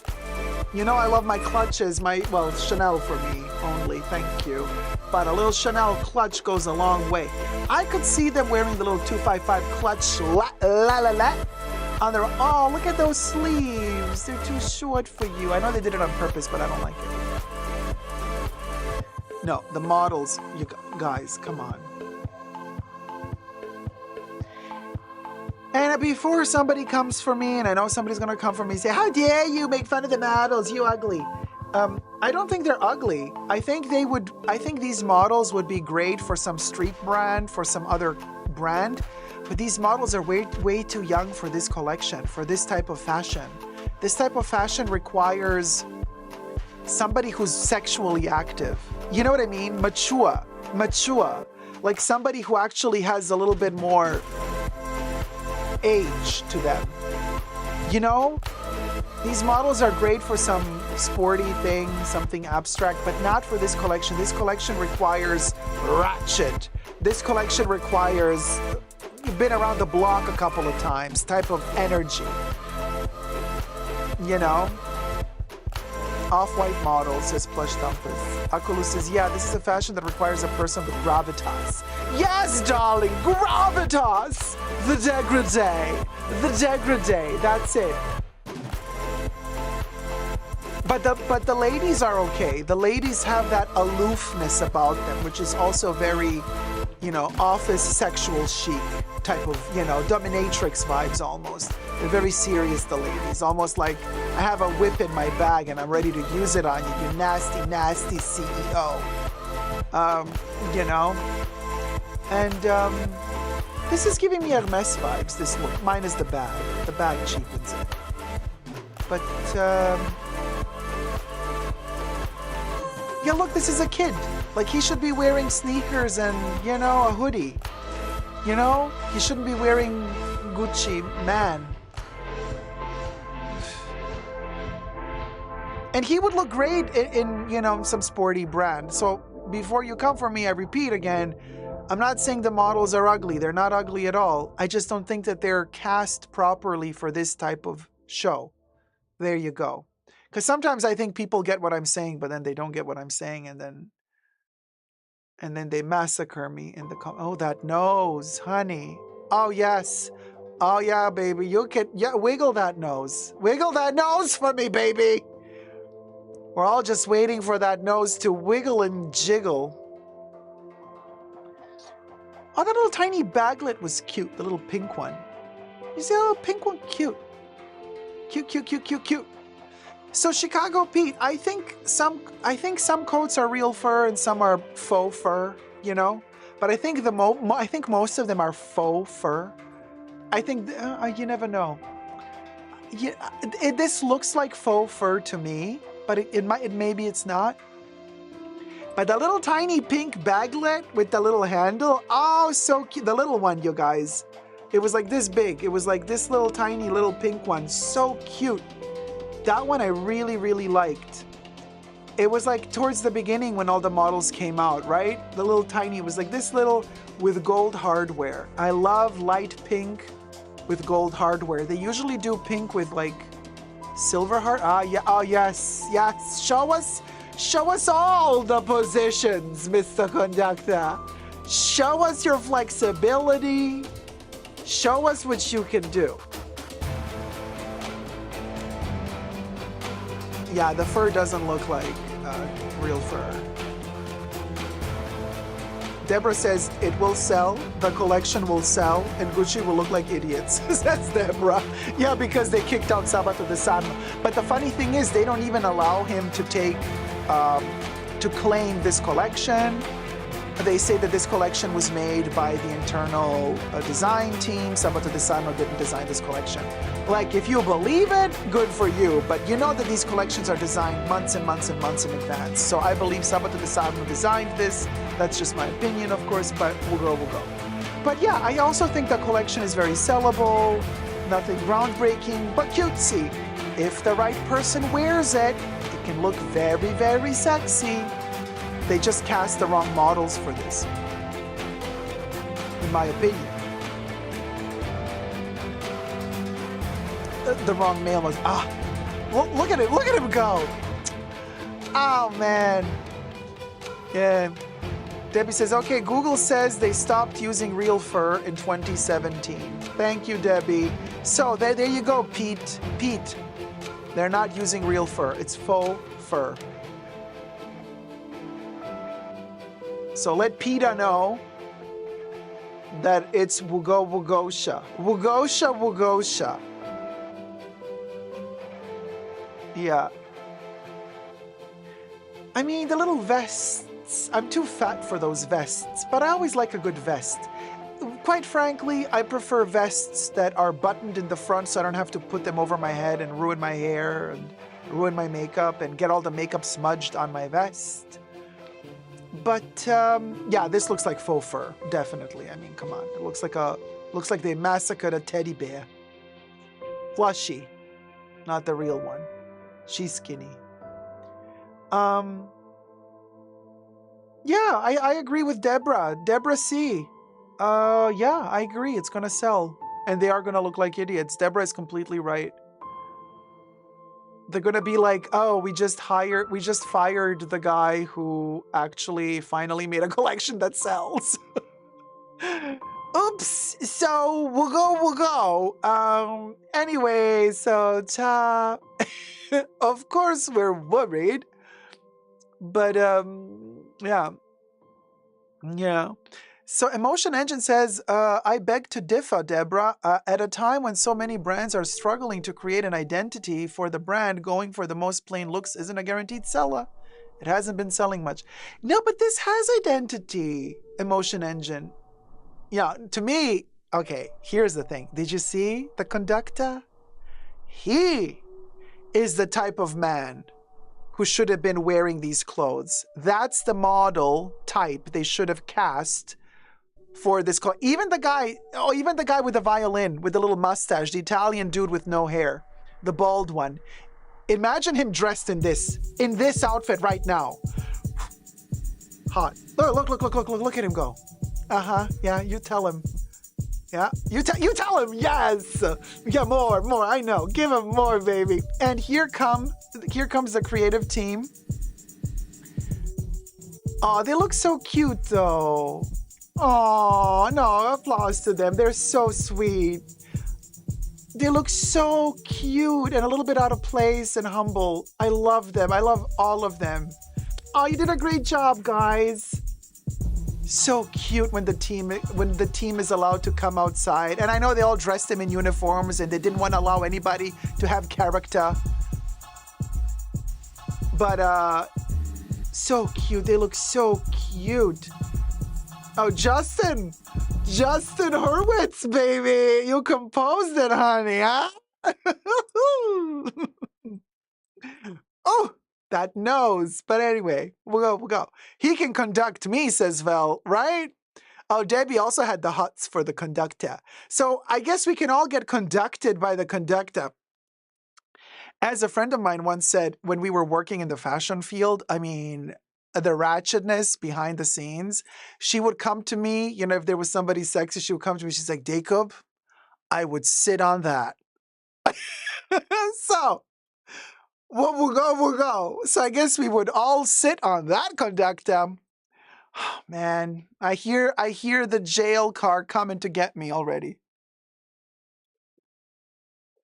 Right, Holy Grace? Don't we all? Holy Grace is like, I need some conducting, if you know what I mean, baby. But we all agree, right? The conductor and the little violinist dude. Both very, very cute. Hannah says, hello, Dago, hello, Bunker. Happy to catch you another live. Hi, how's it going, sweetie? Yeah, baby. Not Tadita is like, let me hold his stick. Oh, honey, I think he has enough stick for all of us. If you know what I mean. That if that nose is anything to go by, girl, bye. Girl, bye. Baba. Give it to me, Rachel. Give it to me, please. Oh, give it to me, Rachel. Val. Brenda's like, Jacob, since a few years now, I can figure and see your type. No, like, okay, it's not like I have a type. It depends on the character. It depends what you have inside, blah, blah, blah. But my weakness, if you really want to know, like, the only weakness I have, really my kryptonite, and Debbie knows. Debbie knows, big nose. No, my kryptonite, Tony Ward. Tony Ward, okay? I don't care if he's a midget. I don't care that he's a munchkin. I don't care that by now he's as old as Madonna. I don't care. Tony Ward. It's just Tony Ward. Mahora says he looks like a rat. He hates him. I don't care. Tony Ward. Vel says my weakness is a big stick. Sister is hungry tonight. Brenda's like, let me Google him. Tony Ward was in Madonna's sex book, by the way, in the 90s. Tony Ward was in Madonna's Justify My Love video. Tony Ward dated Madonna in the 90s. I mean, Google Tony Ward from the 90s, okay? Not Tony Ward today, although even Tony Ward today is a hottie. Yeah. There you go. Okay, young Tony Ward is hot, says Vel. Yeah. Yeah. Oh, Holy Grace needs Jake Gyllenhaal from The Day After Tomorrow, please. Tony Ward, he's an actor and a model, and he's a director as well. Oh, Plush Thumpers. Girl, Donnie Darko, Jake Gyllenhaal, he was like a teenager. You can't do that. He wasn't even 18. Plush Thumpers, please. Moderate yourself, girl. How old was he in Donnie Darko? He was like, what was he in Donnie Darko? Yeah, Plush Thumpers, like, was he? I think he was prepubescent, y'all. Thank you, Kaz. Exactly. Thank you. Decorum. Decorum in the Senate, please. Decorum. Decorum. Kaz, thank you for bringing some decorum. It's like you have to wait until they're 18, babes.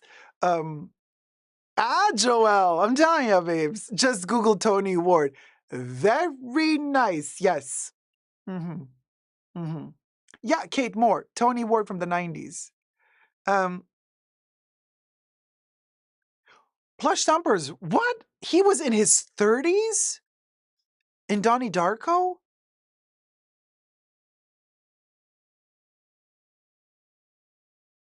Huh. Oh, Brenda says, Dacob, I think your type is Turkish men.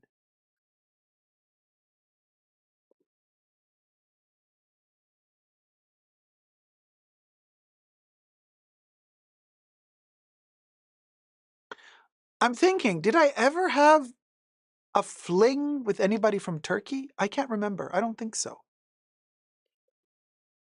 But Lebanese is another story.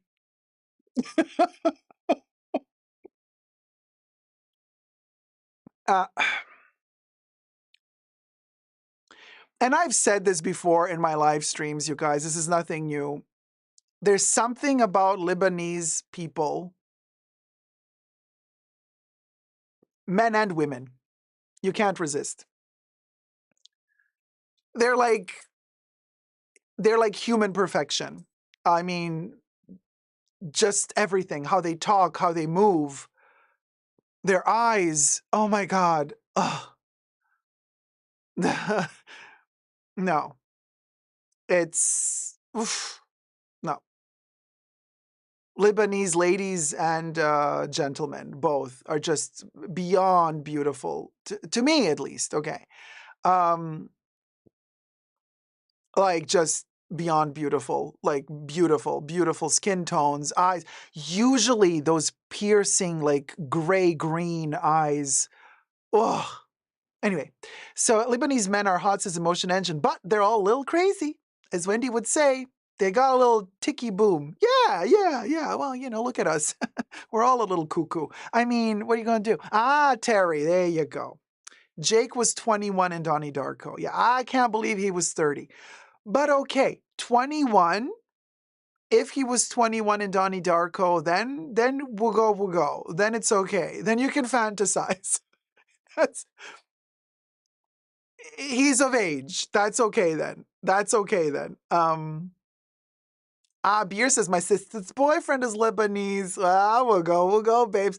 So your sister knows. She knows. Really? Robbie says, my kryptonite is the Bridgerton brothers. Interesting. Yeah. Plush Thumper says, no, I'm not saying he was 30. Oh, sorry. What were you saying? Well, now he's in his, is he in his 40s or 50s now? I don't think he's in his, is he in his 30s now? Bubbles in French. Lucichon donatait de $12.91. Lucky to catch Dacob live and thank you for the fashion review. Sunday treats. XOXO. Oh, merci beaucoup, Lucy Chong. I'm going to give you a coin. There you go. Bubbles is back in France, baby. Lucy Chong. You got yourself a coin. Sunday Tritz. The Sunday Tritz with Lucy Chong and Bublé. Bublé from Gay Paris. Little extra good luck shrine. Oh, we're getting a little bit of golden tokens here. At the end of the stream, we're going to pull one out. And then the person on the token, if you're still watching, you get to ask Mr. Dicto a question. He predicts the future. Oh, Sarah, thank you so much. Sarah wants to hear 600 donatait de $15. Oulala to the fashion bunker. Good evening Dacob and friends. I loved the choreography of that fashion show but it kept me on the edge of my seat watching the models fast to see if they were going to run into each other or flinch. Thank you so much, Sarah. Wait, I'm just going to write Sarah. I'm not going to write the whole thing because we don't have the space on the coin, honey, on the coin. Oh my God, that is hilarious. Bubbles in French is back, baby. Well, it is Fashion Week after all. Sarah, darling. Ah, fabulous. J'adore, says Kaz. Oh, fabulous. We're filling up the little shrine. Oh, Beer says, oh, My Instagram is just Brazilian men flexing. You know what I really cannot stand? And I am just living my best life on social media, blocking people. Oh, it feels so good, especially on Twitter. Mm. On Twitter, because Twitter, Elon and all that stuff. And so he just, he's pushing just the weirdos, you know, allegedly, right? Their profiles. And we're going to talk about it in the after show if you want, but whatever. And I just like block, block, block, block, block. Oh, the liberty. Oh, the power. And then on Instagram, what I really don't like is those weirdos that like do the whole thirst baiting, like they're in their early 20s or something. And then like they do their like, topless thing and tight pants, the bulge. And then they all have those really, really, I don't know, when is it finally going to stop the stupid, the llama, the alpaca hairstyles? That has to stop. We have to stop it with the alpaca hairstyles. Seriously. Like, these dudes that have these like alpaca hairdos falling to the front and they're like all acting super innocent and cutesy while they got, I don't know, an armadillo in their underwear. And I'm just like, please, oh my God, spare me. Spare me. I cannot. And also, the ones that get like 4 million followers out of the blue and they look like shit. And I'm like, how is this even possible? I think it's the Timothy Chalamet not generation. I think people are just, I think this young generation, they just like ugly. They just, first of all, and I was telling you this a couple of weeks ago, I was at Universal Studios in the amusement park just like last spring, summer, and it was, what was it called? Like the end of the year celebration for high schoolers. And it was full of them. They were so ugly. They're midgets, tiny little Nothing against a small person, but they looked like they were 30, 40 years old. Yeah, it was a graduation party, grad night with tiny people that look like they're in their 40s. And I was like walking through them with my friends looking, I'm like, what is this?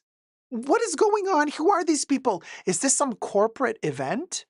Did some company like pay for their workers? No, it was a graduation party.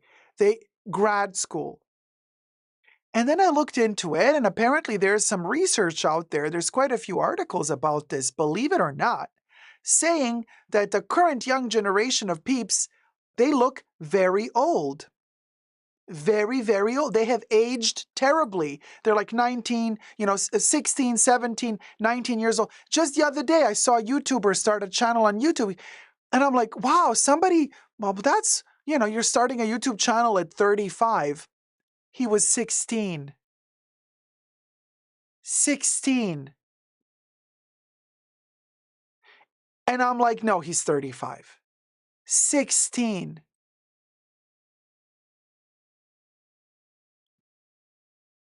No. And then, if they look somehow skinny or something, then you got that, I don't know. Then you got that Chalamet. I'm like, how can somebody find him attractive? Now, listen, to each their own. We all have different tastes. We all have different things. Totally fine.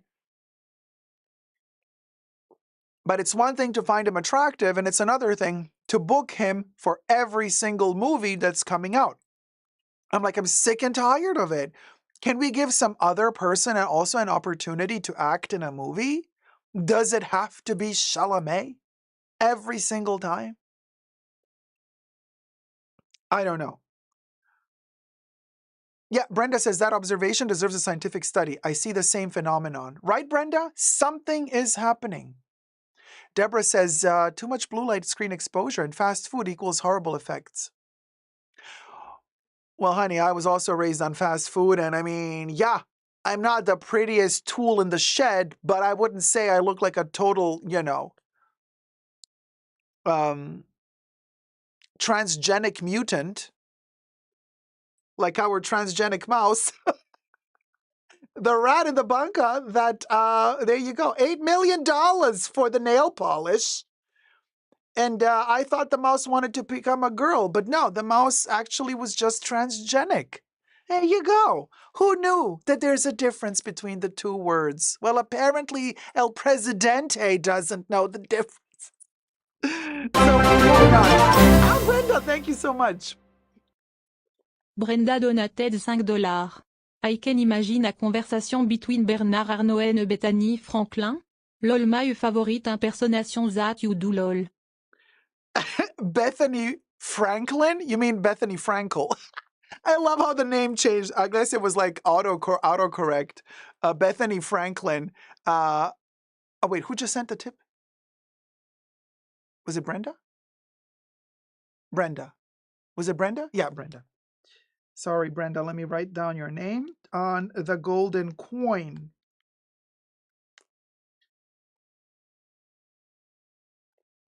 That is so funny. There you are, Brenda. Adding you to the golden chest. And at the end of the show, we're going to put one coin out. And if you're still in the chat, then you get to ask Mr. Dicto a question. Danny M, too much blue light? Oh, no, I'm a phone addict. I mean, I don't know. There is, I read once it has to do with not eating meat. Oh, you grow less if you don't eat meat? Huh. Don't sit too close to the TV, says Gloria. Oh, they used to say that? Emotion says, I have to believe it's some kind of pregnancy thing mothers were doing 20 years ago that makes these young'uns look the way they do. It's a possibility. Yeah. And then they come out with studies, like 30, 40 years later, and they say, oopsie, all the kids that were born 30 years ago, there was a problem with some medication, hence this is why they look like they came out Snow White. I'm going to leave it at that. Armin says, that's really interesting because 3 years ago when I was at high school, every year when new people came, they looked to us younger than usual. And people tell a lot of people my age here that we look young.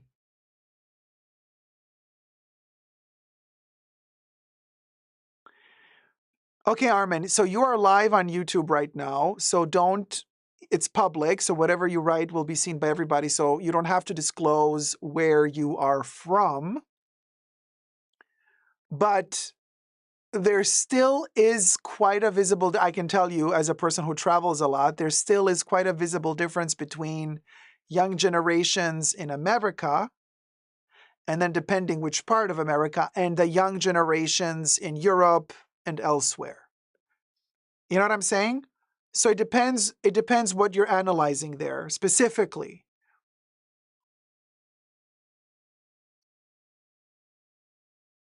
It depends what you're analyzing because there's also different regulations and what people are allowed to eat and which medications are allowed to be taken. Like Europe has different standards, different laws than America, obviously, and so on and so forth. So in Japan, you're going to have other laws as well. Australia is going to have a different laws. I have a hair right there. I can't. Something is tickling me. Where is it? I can't see it.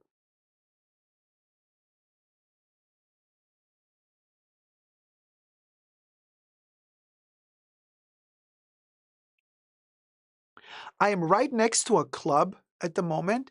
It is so loud. They are partying like there's no tomorrow. Well, maybe they're right. Maybe they're right. You know what I'm saying? Even the fast food is healthier. Oh, yeah. Oh, yeah. McDonald's in Europe tastes very different to McDonald's in the US. And in McDonald's Italy, you can even order a beer. Debbie, it feels like 1999, yeah. 125 likes. Let's get to 200 likes, you guys.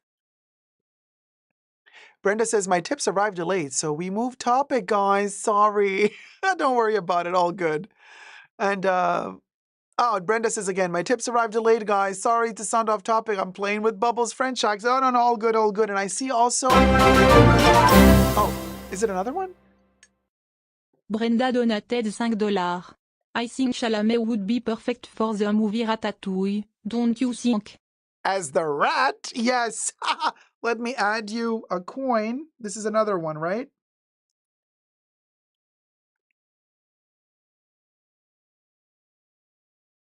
Okay, I'm adding one more coin.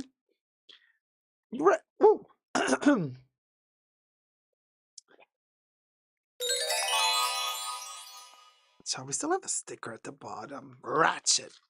Taking that sticker off. Ah, it's not pretty. And then I saw Kaz. Ftinossing donated $25. Merci Bubbles et vous parlez français très bien. Bisous. Oh, Kaz writing it in French for Bubbles. Thank you so much, Kaz. Let me add you too. The shrine. There you go. Cha. Okay, we have another topic, because I just blabber on and then, you know.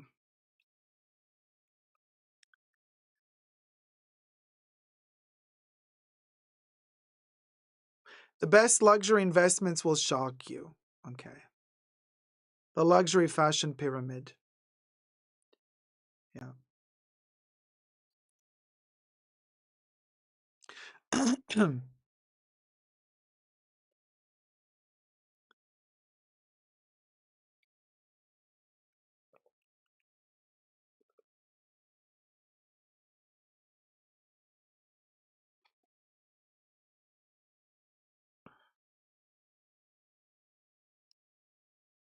The best luxury investments will shock you.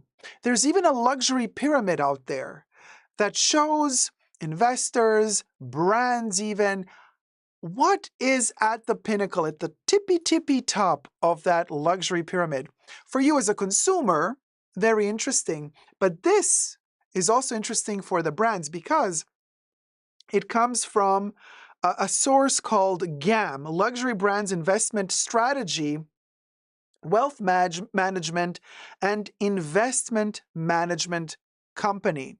So GAM or GAM has delivered officially a pyramid of luxury. And what is investment luxury? Now, I am no business person. I don't have a business major. I have absolutely no rights nor credibility to give you investment tips of any kind. I'm just analyzing this article and this pyramid with you guys as just an ignoramus consumer of luxury myself.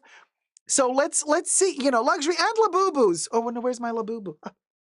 A little bit of Labubu, a little bit of luxury. Labubu, should we check out this pyramid together? Okay, so subscribe to my channel, thumb up the video, you guys. Let's get to 100K. And everything I say in this video is for entertainment purposes only, not rooted in truths or facts. Everything's a legend, just my opinion. Thank you so much. Subscribe, and let's get to it. Labubu thumbed up. Where's your little thumb, Labubu? Bing. Okay. Cha. I have marker all over my fingers. Okay, let me show you. We're going to reveal the pyramid together as we go along from the bottom up. And let's play this little game together while we are thumbing up and subscribing. Now, if you're watching this video later, in the comments, it would be really fun for you to try guessing which brands are going to be in which part of the pyramid as we climb towards the top. I was surprised to see what brands were where. I think you're going to be surprised as well. Let's start it off, shall we? This is source GAM. Now, they had to put the aspirational luxury there. So this is the bottom part, the aspirational luxury. Then we have the second part, which is high-end luxury. Now, GAM split the high-end luxury into stable investment brands, and then the brands that are not so stable to invest in. After that, GAM listed the absolute level of the pyramid. And you would think the absolute is the absolute. No, they stepped it up a notch with beyond. Now, of course, I was dying to know who's in the beyond level because, like, I mean, spoiler alert. No, I'm not going to spoil it, but I can tell you what I thought. Like, the second when I saw this, I had an idea. I was like, oh my God, I know who's going to be at the top. I know who's going to be at the top. Boy, was I surprised. Boy, was I surprised. I did not guess. La Boo Boo, I did not guess. Can you believe? So let's start it off with the aspirational luxury first. What do you think? What do you guys think? Which brands are in the aspirational luxury portion of this pyramid as according to Swiss GAM? So I'm filming this video in front of a live virtual audience, by the way. So subscribe to my channel and join me in my live streams. So you also get to partake as I'm filming these videos live. And you partake through live chats. But then if you're watching this video after the live stream is over, keep on partaking and having fun in the comment section down below. As of now, Debbie says Coach is in the aspirational level. Hannah says, according to them, we are all just aspirational. Brenda says Louis Vuitton. Grace says Dior. Denmark says Coach. Deborah C says Michael Kors. 5 Foot Nothing says Coach. Then we got Beer saying Marc Jacobs. Plush Thumpers, Michael Kors. Hannah says Louis Vuitton. Kate Spade and Michael Kors says Osmond. Ellie says Louis Vuitton. Michael Kors, Louis Vuitton, Gucci. Chloe C. Kate Spade, Tory Burch. Okay. And Pauline. Well, Jason says Versace maybe. Furla says well, aspirational luxury investment brand level. Reveal yourself. You guessed it. Marc Jacobs, Versace, Chloe, Max Mara, Roberto Cavalli, Shit Show, Burberry, Miu Miu, Montclair, Golden Goose, Tod's, Rimowa. I love how Rimowa is playing. You know how all the bitches love to wear their little Rimowa when they're like, and they put the little Birkin on top of it, like, look at me, I'm all rich. I'm a rich. They're like, oh, trash, allegedly. Anyway, Plush Thumper says, not Burberry. Where's Burberry? Oh, yeah, there it is. Yeah, Burberry. Yeah, there it is. Aspirational luxury, baby. Hannah's shook. Chloe, for real? Deborah C says Miu Miu in the same category as Cavalli and Burberry? I guess it's the fusion, but still. 5 Foot Nothing says Tod's. That's interesting. Yeah. What do you know? What do you know? Those are already pricey, says Sarah. Yeah, can you believe? And this is aspirational luxury. Now, this is from that GAM source, and this is a company, like I said to you earlier.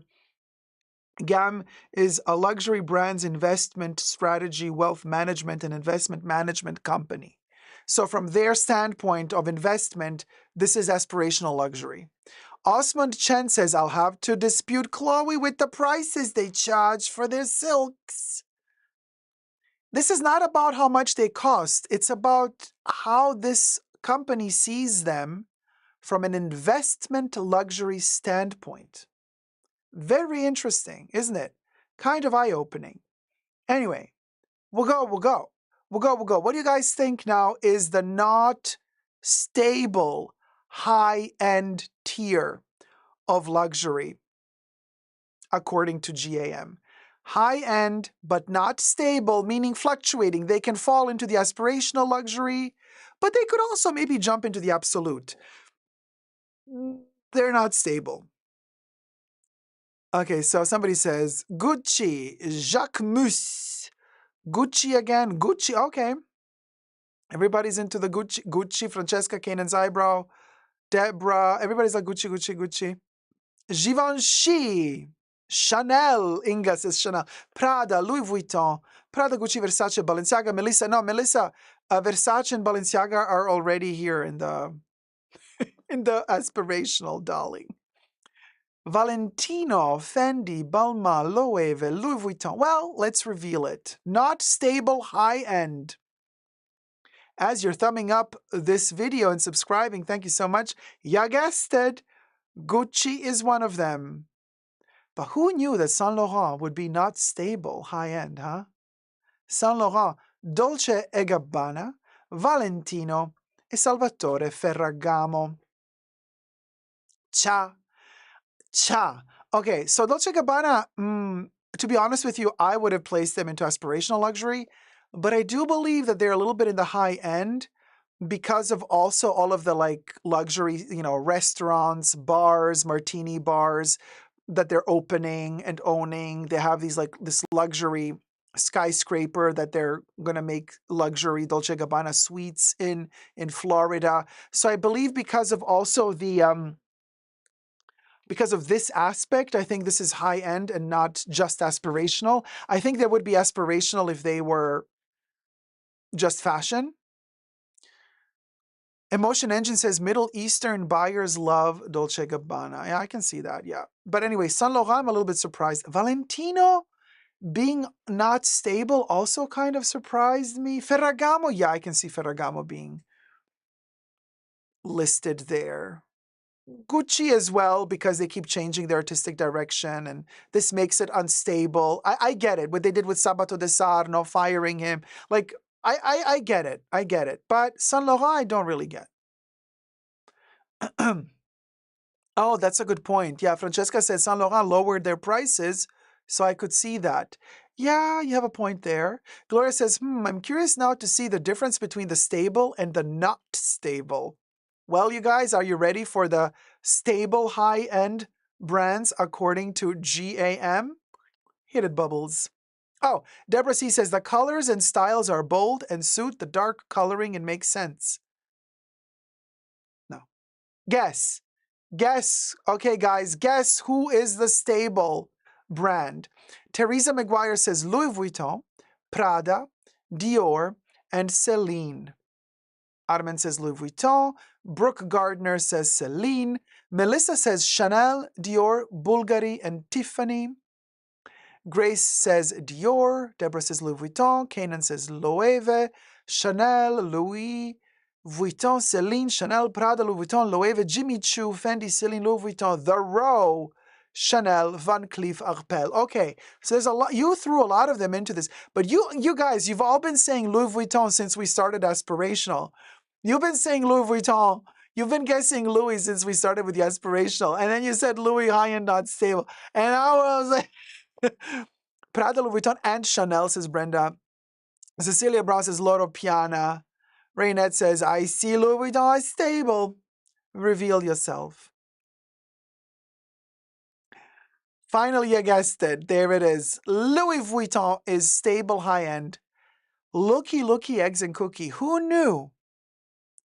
Who knew that Rolex would be the high-end? I thought Rolex would be like somewhere in this area.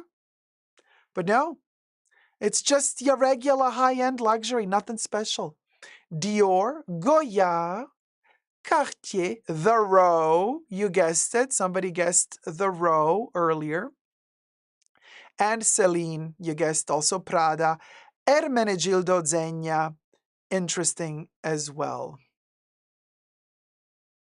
Gloria says, yes, I would think Rolex would be higher, right? No, it's like, we'll go. Isn't that interesting? Check this out. So Dior is high-end stable. And also interesting that, I guess we still don't have Tiffany here, but both Dior and Louis Vuitton are part of the LVMH corporation. And Chanel bought some stakes in The Row last year. Terry says, actually, I got 4 of them. And Plush Thumper says, Rolex is replaced with Audemars Piguet, probably. Interesting thought there, Plush. Emotion just says, I remember when they sold The Row at Saks off Fifth like a decade ago.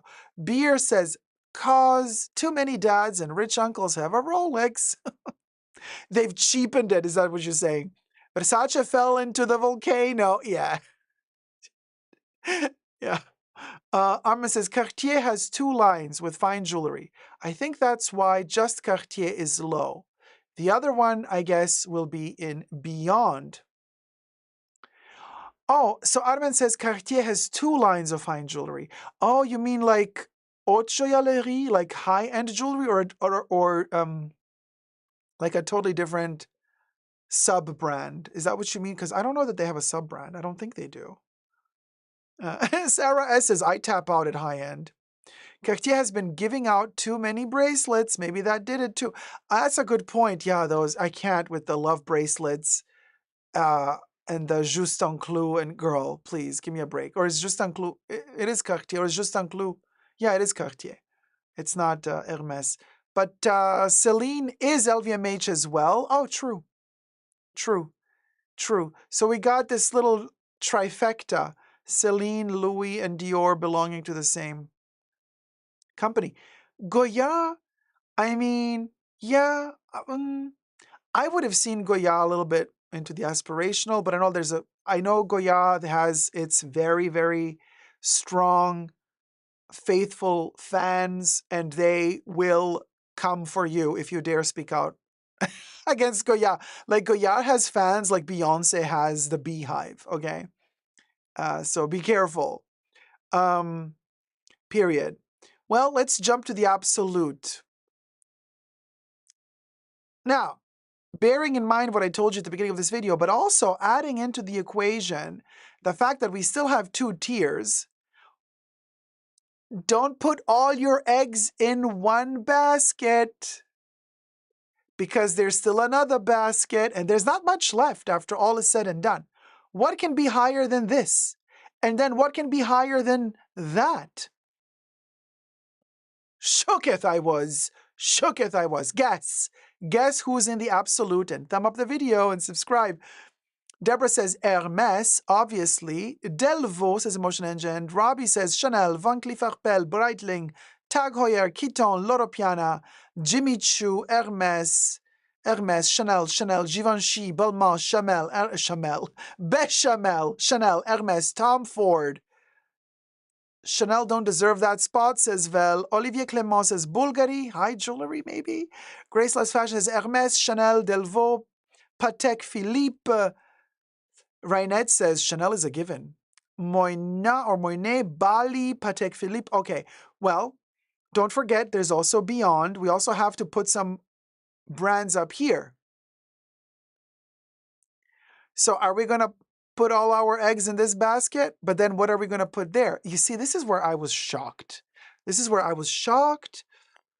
Let me take a sip because I need to collect myself. Are you ready for the reveal? Here are the absolute brands.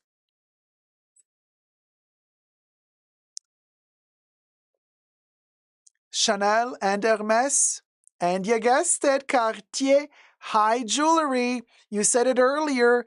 Cartier is going to have a second spot for their high-end jewelry. There you have it. You guys are very clever. My viewers are the best luxury viewers in the world. Don't get fooled for a second. People who watch the Fashion Bunker, they know their shit. They do. They do. And other luxury channels out there should be so lucky to have my viewers. But you don't, because they're all here with us. Tom Ford, says Hannah. How? Yeah.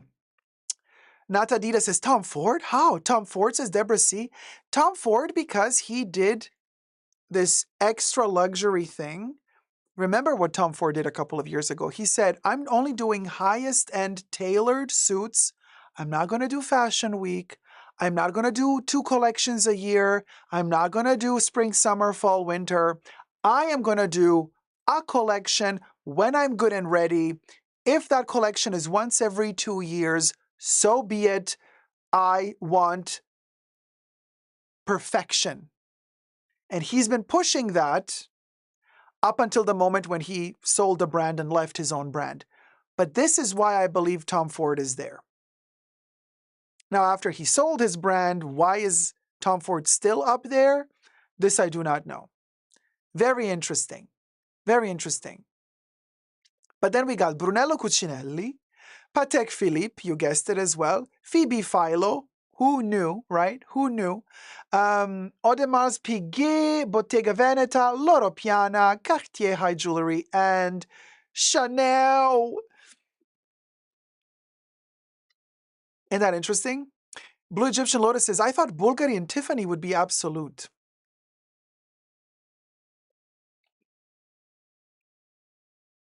Bulgari and Tiffany, I don't see them. But we do have one more level left, don't we? Don't we? Inga says, what is left for Beyond? Well, it could be Bulgari. It could be Tiffany. Plush Thumper says, I feel like Tiffany's Beyond. Armin says, I was expecting Dior to be there and Cartier in Beyond. Yeah, no, we have the Cartier high jewelry in Absolute. We have Cartier in high-end stable. I thought Hermès would be in the Beyond. I really did. Because Hermès, you know, they are public, they're not privately owned, so there are stocks, and I thought to myself, their prices keep going up. They're like the only luxury brand that keeps, you know, making revenues and growing every year. So I thought to myself, investment-wise, it must be fabulous to have stock at Hermès. It should be Beyond, right? Sarah S. says Schiaparelli. Brands I don't notice often, says Sarah. So now I'm thinking, damn, says Akolu. Yeah, I mean, it's interesting. I mean, Beyond, it's a tiny little pyramid, tiny little, not much can fit in here. I don't think so. I don't think much can fit. Plush Thumper says, I like Schiaparelli. They have cute pieces. Cha. Okay, let's agree to disagree on that one. Robbie Lorraine says, Aspre, Boucheron, Graf, Quiton. Hopes and dreams. Hopes and dreams, says Live and Ferret. In the Beyond are just hopes and dreams. Well, according to GAM, the investment luxury company, blah, blah, blah, guess who's in the Beyond? So we got 5 designers or less in Beyond, says Raynette. Gloria says Rolls Royce. I'm thinking we need a car or plane. Something like that. Osmond Chen says Chrome Hearts. Aren't they supposed to be exclusive? Ah, that's funny. Aston Martin, says Hannah. Walmart, says Armen. Is Walmart in the Beyond? Well, you know what? Yeah, we're laughing here, but before you know it, Walmart might just end up there. Tiffany needs to be in there, says Plush Thumpers. Alaya, Bugatti, Philip Plain, Polo, Armani, says Teresa McGuire. Rolls Royce, says Sarah. What else we got here? So everybody kind of, Melissa says Ferrari, Bugatti, Target. Raynette says Target. Where's Armani? Fendi. Yeah, they're nowhere to be found. Or are they in the Beyond? Are you ready for the reveal? Some of you guessed, but none of you guessed one brand. Of the 2, only 2 brands are up here. Thumb up the video and subscribe, you guys. Princess of Power says, I'm scared. Raynette says, tell me, I'm ready. Harry Winston says, Akolu. Girl, we're not in the 1920s. Or we're not in the Marilyn Monroe movie from the 50s. Gentlemen prefer blondes or some like it hot. Are you ready? Drum roll, please. In the Beyond, we have 2 brands, and they is, according to GAM, Ferrari. Some of you guessed Ferrari. Nobody guessed the Italian C Group. And I think these guys make yachts. And by Ferrari, I don't mean buying a Ferrari t-shirt or a Ferrari cap. No, no, no, honey. We're talking buying the car. The car. The Ferrari car. The car. It's waiting in the front yard. And then the yacht by the Italian Sea Group. Who knew? Who knew? Plush Thumper says, well, I wouldn't have guessed that, LOL. Interesting, right? Yeah, Ferrari cars are custom made. Ferrari has their own ready-to-wear shows now, says Emotion Engine. There's no Porsche. Nope, owning the car, babe, says Grace. Yeah, owning the car. Maserati is poor man's Ferrari, says Akulu. Anna says, so Italians wrote this little shtick. What was the name of the guy who wrote it, actually? Did he have an Italian name? I don't think he did. No, actually, maybe he did. Italians wrote it. We don't know who made the list, but one of the guys who's a manager in this company might be Italian. Oh, Maserati closed? Weird that this is the only category that is not fashion. Yeah. Well, apparently it also is fashion because you guys say that Ferrari now does fashion shows as well. So there you have it. Did I miss Fendi? No, Francesca, there is no Fendi. Apparently not worth it. But Fendi is also LVMH. So for actual luxury fashion brands, there is no higher than absolute. Okay. Exactly. Which begs the question, have we been focusing our priorities in the wrong places all these years? For those of us, well, I'm not one of those, who want to see fashion as investments, because you remember how many people on social media unbox a Birkin, and the first thing they tell you when they unbox a Birkin, oh, this is a great investment piece. And every time when we would comment on something like this, I would say, I do not see fashion as investments. I do not see Hermès bags as investments. I got my Birkin to love it and use it, honey. I don't see this as an investment. I never see fashion as investments. Now, granted, Hermès is on the stock market, so you can buy their shares, and that can be seen as an investment if you then sell the stock and whatever, right? But it can also all crash and then you lose a lot. But fashion-wise, I personally don't see buying a bag as an investment. It kind of saddens the whole joy of wearing these pieces, enjoying them, using them. Think about it. But then again, also a car. The second you drive that Ferrari out of the workshop, out of the factory, it's no longer pristine and brand new. So is it still worth the money? I don't know. Let me know. I would wear a Ferrari very well, says Raynette. Let me know your thoughts down below. Subscribe, thumb up the video, and never give up on love. Bye. We'll go. And now, ladies and gentlemen, I would like to do with you another little video. No, this goes away. The second video I would like to do with you is very interesting. Tip away, thank you. You think you've seen... Oh, let's start filming.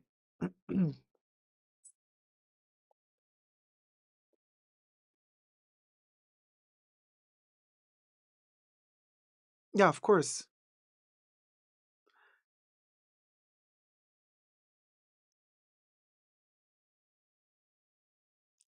The bags. So,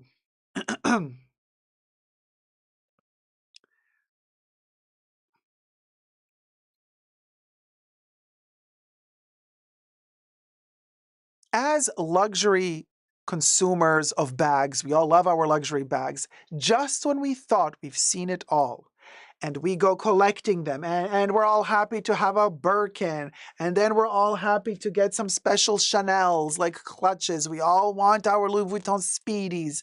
We want it all. And just when you thought you've collected it all, and you are in luxury bag heaven peace, the conceptuality of luxury and luxury bags just moves up a notch into the beyond. So guess what? there's a brand that is not only delivering a brand new luxury bag that should be on all our radars, but they have pushed the concept of luxury bags to the beyond, a whole new stratosphere. Some might say into the twilight zone, while others might say, oh wow, finally we have reached the point of talking to nausea, unboxing to nausea, doing hauls to nausea of luxury bags, to the point where we have now reached the beyond. And what is beyond? It's philosophy. It's poetry. Poetry, honey. The poetry. And we're going to get to this new brand and their concept of what a luxury bag truly is. First, subscribe to my channel if you haven't already, and push the join button next to the subscription button to gain access to extra perks. You can also join me on Patreon, Super Dacob, all spelled together there as well, for extra perks. And everything I say in this video is for entertainment purposes only, not rooted in truths or facts. Everything's alleged and just my opinion. So, and by the way, hashtag not sponsored. Although if this brand wishes to sponsor me, let me know, and I will, with pride, as I'm lifting up my Birkins and Chanels, I will be lifting up your bags as well, because this is fun. This is fun, and it is so critical of the luxury world in the best way possible. While being a part of fashion, you enter into the system, and from within, you disrupt the system. Chef's kiss. The brand in question is Bubbles Show Yourself. Zomer Paris. So go check them out on Instagram, by the way. And I repeat, I'm not sponsored. I'm just really loving their concept, so I really want to push them as much as possible. Zomer Official, 32K followers for now, but they'll grow. Clothing brand, women's ready to wear. So just showing you their Insta, to then jump into the lovely creative genius who made the bags for this brand's collection. I'm going to show you also her Instagram account. Let's show her. This is Ovaya,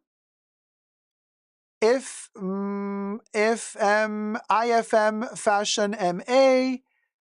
There you go.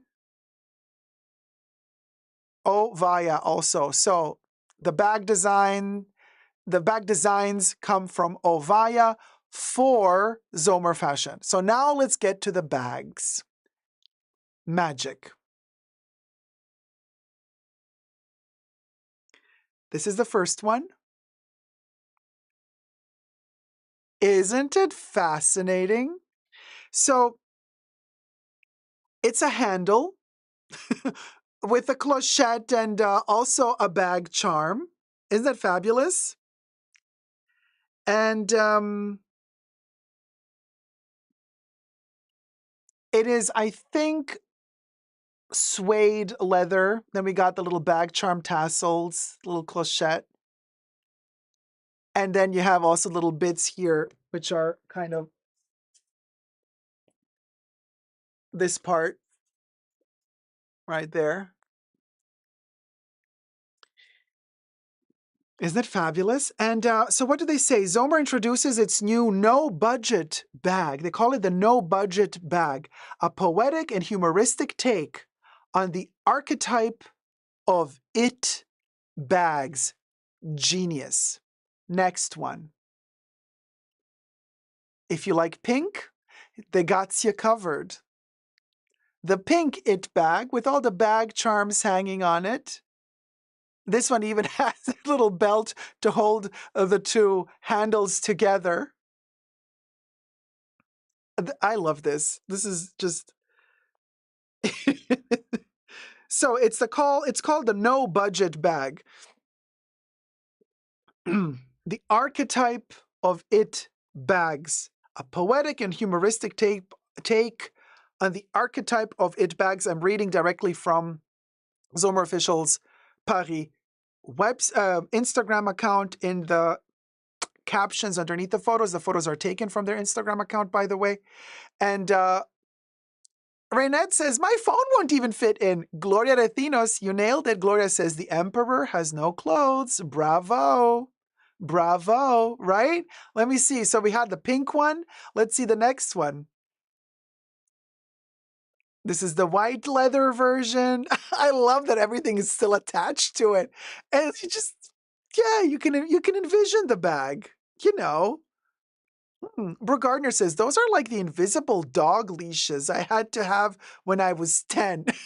What was that? Raynette is like, Dacob, stop teasing us. No, it's true. This is a real collection, you guys. Very avant-garde, yeah. And it's like, well, what do you carry in these bags? Air, dreams, hopes, illusions, delusions, love affairs. Definitely practical if you're flying. This is great for economy. You know, they always weight, you know, they measure the weight of your bag as a carry-on. Light as a feather. Light as a feather. Livin' Ferret says perfection. Yet Robert Altman, baby, I hope the clothes have pockets, says Kanan's eyebrow. I wouldn't wear it if you paid me, says Blue Egyptian Lotus. You need a sense of humor. Let me show you the next one. If you're not into white, oh, there's another white one. Oh, I love this little skirt. Beautiful. Maybe we should also check out the fashion show for this collection. Hannah says, Birkin, if you can't see it, you can't afford it. Well, this is, what do they call it? It's a no-budget bag. If you are on a budget and you can't afford the it bag, if you can't afford the Birkin, you imagine that there's a Birkin there. I love it. Moving on, we got the next one. I love this green. Bottle green with the little name tag on it. This is a beautiful color. And I also love the dress, by the way. Loving the whole the color combo is so beautiful.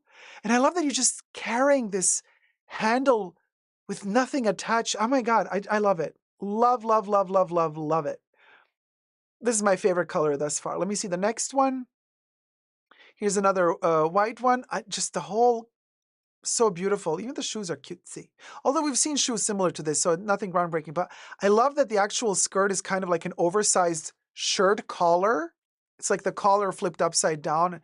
Man, really interesting. Really interesting. Roxy's mama says, I think this is genius. Me too. I love it. Love it, love it, love it. The handles on my Telfar bag broke off. I'm going to recreate this concept, says Emotion Engine. No problems getting through security, says Deborah C. You easy. You're good to go. You're good to go. Let me see the next one. Again, the green. Oh, I love this purple dress with the green and the tag with the orange, a little hint, little nod to Hermès orange. You know what I'm saying? And then you got that bottle green, beautiful color. The green is nice, says Plush, right? I like it. I think it's just a fashion moment. Carrying the vibes. Purple is fabulous, isn't it, Kaz? Moving on to the next one. More of that pink with his gorgeous little ensemble suit and pants. This looks like a beautifully textured wool.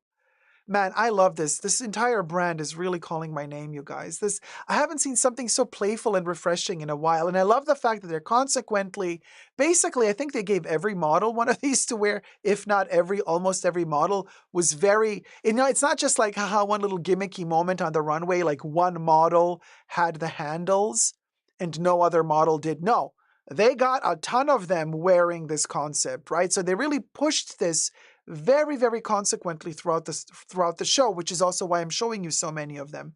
Next one.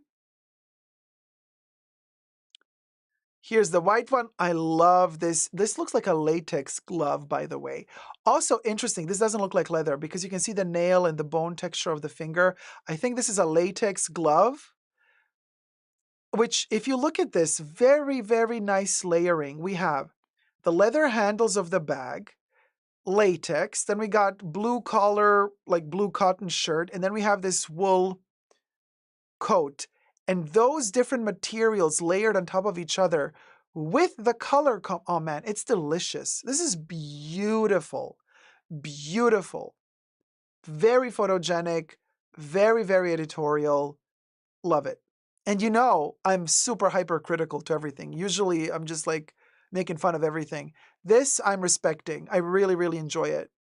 You don't have to buy it, I get it, but like just to see it, it's a pleasure. It's a joyous pleasure to see something that's not taking itself too seriously while at the same time taking the quality seriously. They have an eye.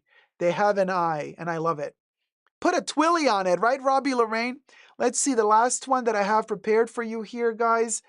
Again, beautiful little skirt, and then, or actually dress, in the suede, that kind of brown, there's a smidge of purpley red hint in there, with the tassel hanging and the pink. Or Hermès mauve Sylvestre, and then we got that green again, and a little more trinkets hanging off of that bag, which could have been, speedy handles for the no budget bag collection.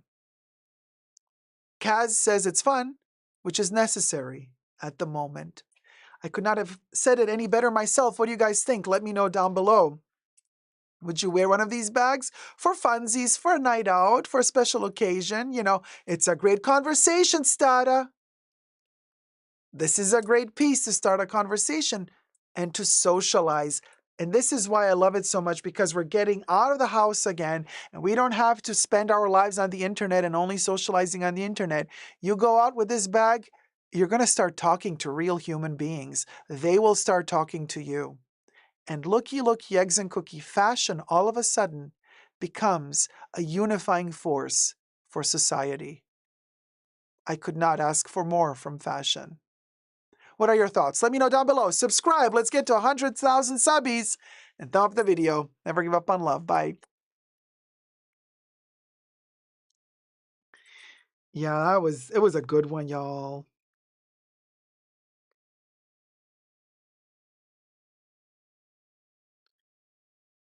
So yeah.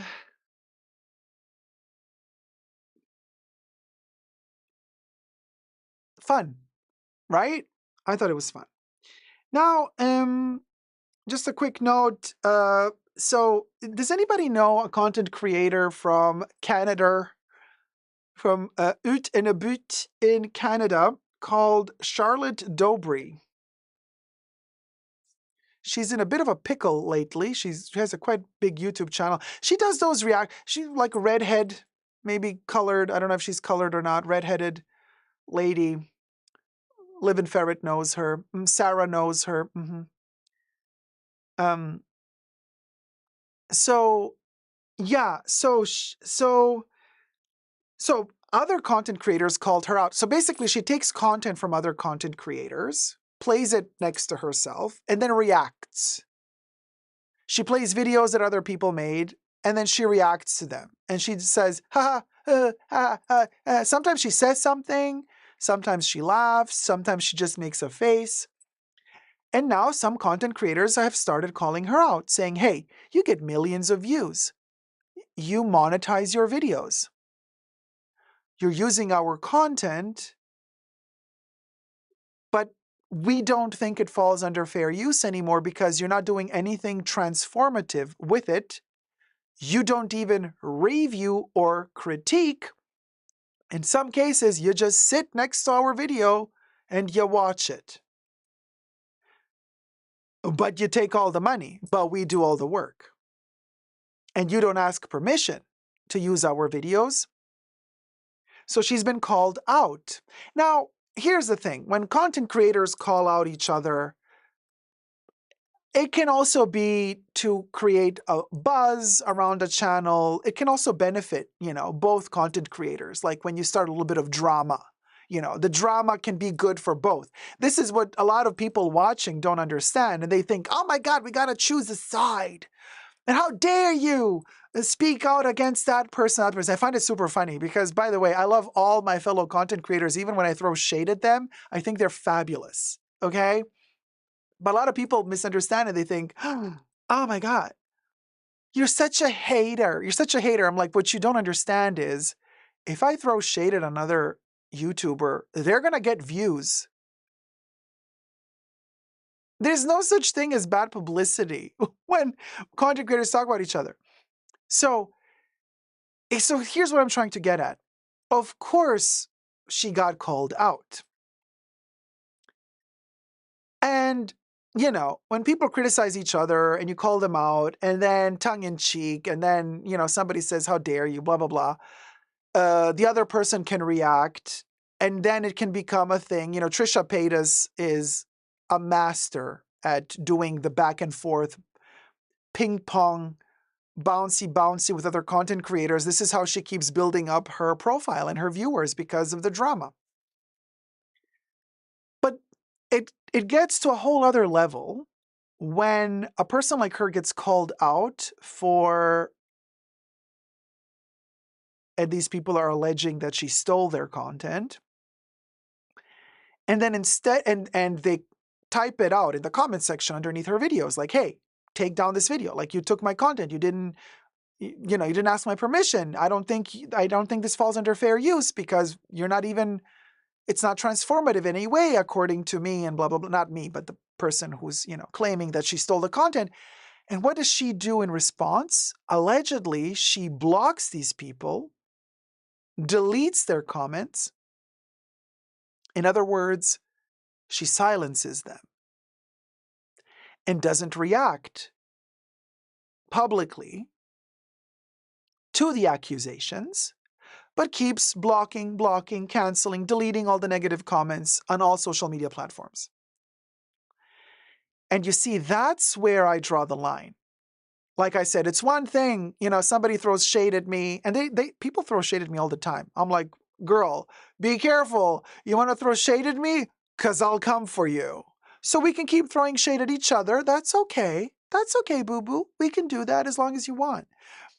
But you come for me because you stole my content.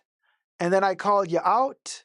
And then you silence me by deleting my comments on your channel and by blocking me on your channel. But you keep stealing my content. But you keep the content that you took from me online on your channel while you blocked me from commenting on your channel, while you blocked me from commenting on the video that you made using my content. Then we have a problem. That's a different can of worms. You understand the difference, right? That's a different can of worms. Now, my content has been stolen many a times on YouTube, and I call the people out. And usually these are bigger channels, and they don't give two hoots about me because I'm not big enough.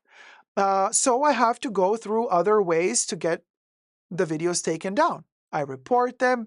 I do copyright strike claims. And usually it works out in my favor.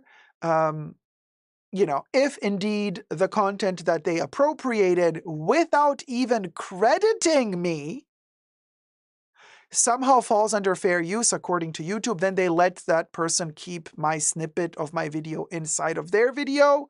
That has happened as well in the past. Exactly, Living Ferret. HopeScope is a good example.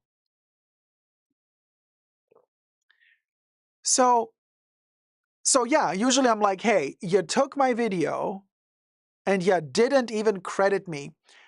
You took the time to research the topic. You had enough time to download my content from my YouTube channel. In other words, to steal it. You had enough time to put it inside your video. You had enough time to react to it, to film yourself reacting to it. You had enough time for all of that. But somehow you did not have the time, that 1 second that you needed to say, this video was from Dacob's channel. Go check his channel out. You didn't have time to say that, but you had time to steal the content and use it for your purposes on your channel. But somehow you didn't have the time to credit me. Yeah, that's where we have a problem. And this hoe never forgets. You gotta be careful because honey, when you least expect it, Sister Karma comes to bite you in the butt. Okay? So, I, you know, I think this is not cool. And I used to watch her videos. You know, I stopped watching a while ago because it was quite repetitive. And she does the yeah, okay, subscribe, yeah, da, da, da. You know, she always does this weird grimace facial expressions and stuff. And yeah, I just, you know, whatever. But anyway, so now she's being kind of canceled, right? And I'm like, okay, let's take the opportunity to talk about it right now. Let's see what happens. Let's see what happens.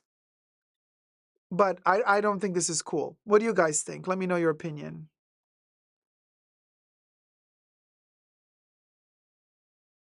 Zubetta, Charlotte. Char. Zubetta. That's what I gotta say. I can't even find it. Where is it? Charlotte Dobry. Zubetta, Char. Zubetta. Seriously, girl. What do you got? Why are you hiding? Why are you hiding? Why are you blocking the lovely lady who's like calling you out for taking her content without permission? Why really? Like, you don't have the strength to apologize, to say sorry, to allow her to have a conversation with you? Like, no, you're just gonna block her off? Like, that is lame AF, girl. No, that's not cute. You look Paul. You look Paul. Char, you look Paul. So, unblock that lady, apologize, have a conversation with her, and Zubetta in the future. Seriously, girl, bye. Girl, bye. Girl, bye. Yeah, Hannah, when you want to go viral, but you're lazy. Parasites, says Deborah. Parasites. Child, there's a bug flying over here. Not very demure, not very mindful, says Hannah. Period. These hoes ain't loyal. Raynette, I love how we sank into the ratchetness. These hoes ain't loyal. Period. No bueno, right, Plush? Yeah. Yeah. So, yeah, right? Live in Ferret? Yeah, that pathetic. Yeah. Uh-huh. Hope Scope. Yeah. Oh, yeah, she took my content all right. I haven't seen any of this kerfuffle, but I hope she reviews her attribution practices. She seems like a reasonable person. Does she, though? Does she, though?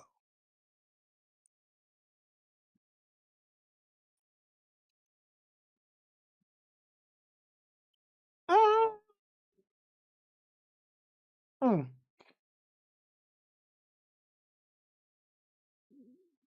mm.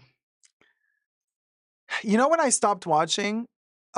When she went on holiday somewhere in Mexico with her minions. Yeah, that's when I was like, oh, okay, that's where she wants to be. Filming the life.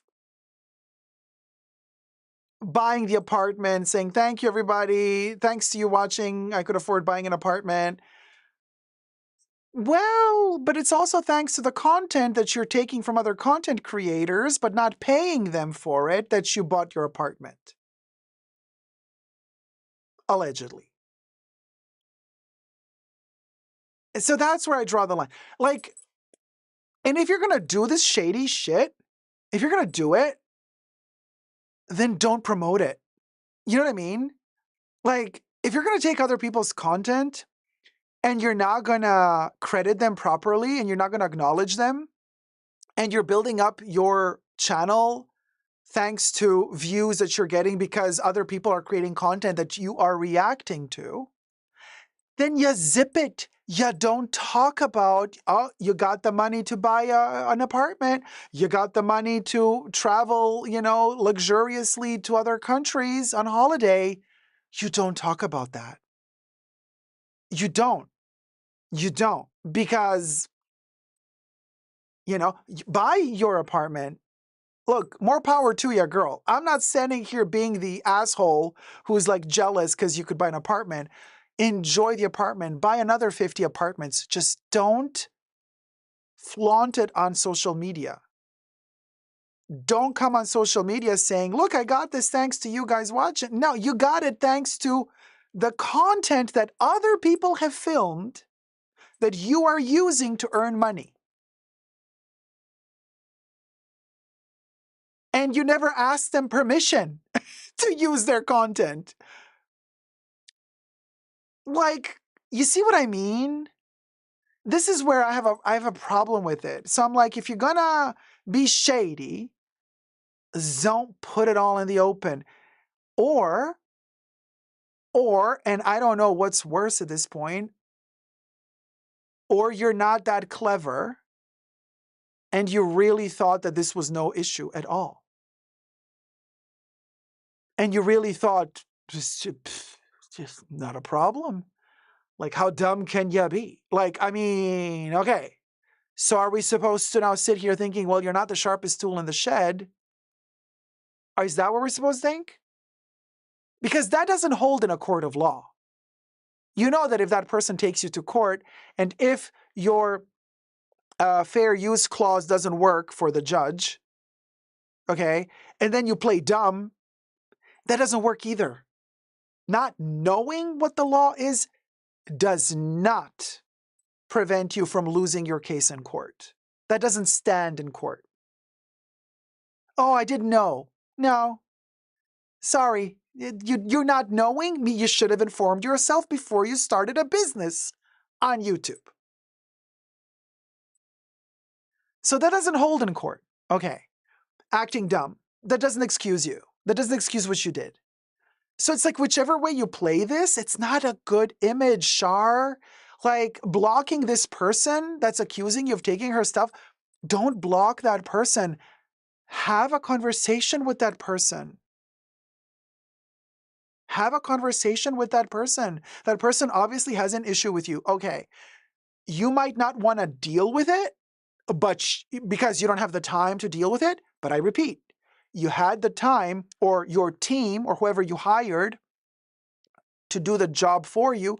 Somebody took the time to find this content creator's content for you to use in your video.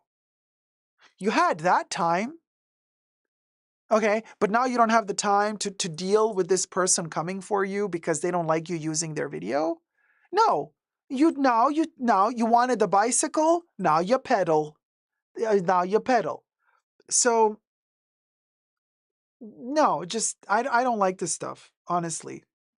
When people act this way, they show their true colors, and I'm like, yeah, okay, maybe you got scared and you're running, you know what I mean? Like when somebody like attacks you, you get all like, and then like you might just react in the moment and you're not thinking and you block them, but then the next day you wake up thinking, oh, maybe I overreacted.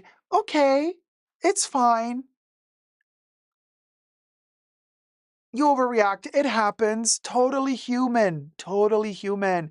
So you overreacted. Okay, so the next day, apologize and say, sorry, I got scared. It was a little bit too much for me to handle. So I overreacted. I blocked you. Sorry, I am unblocking you now. We can have a conversation. You know what I mean? Like, there is redemption. There is always redemption. There's always a way out of a situation. But like, up until there is no way out of a situation. Like, how deep can you dig yourself into the shit? You know what I mean? Like, you can dig yourself a little bit, and then you can still wash yourself after. But at a certain point, you're so deep in that there's no more disinfecting it. So yeah. Hannah says she probably knows, just don't care. I mean, I don't know. The scamorama continues. Yeah, there's a lot of who cares attitude around lately and lack of accountability after doing stuff wrong. Raynette says accountability doesn't exist anymore, I guess. And Cats and Hats says the claws come out. When it comes to climbing, that's right. And the cat would know best. So anyway, that's all. And now, before we say thank you to the mods for today's stream, don't forget, we have an after show live stream coming up right after this for Tier 2 members and Tier 2 patrons.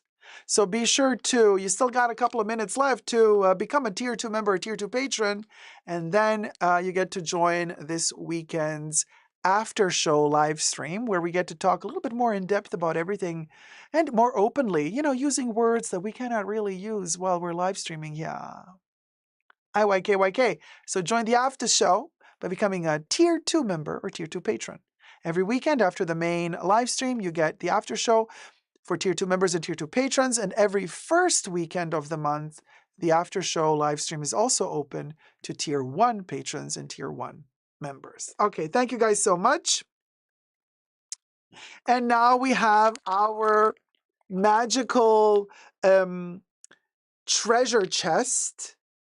And I'm going to all of the coins that are inside, all of the Lucky Charm coins. Thank you so much. Everybody who sent a tip got a coin. And I'm going to shake it and mix it up. I'm going to shake it and mix it up. And I'm going to randomly pull one coin out. And if you are still in the chats, you get to ask, where is it? Oh, Hannah, last minute. Oh no, I Anna forgot to donated mention something in the bag $25. video, the Hermès Dacob, if thing. you customize your labubu, can you post it? A Oh, wait, little sorry, let me read ASMR this again. moment from you. Sorry, let me read. Wait, hold on. Let me write the name, Hannah, first.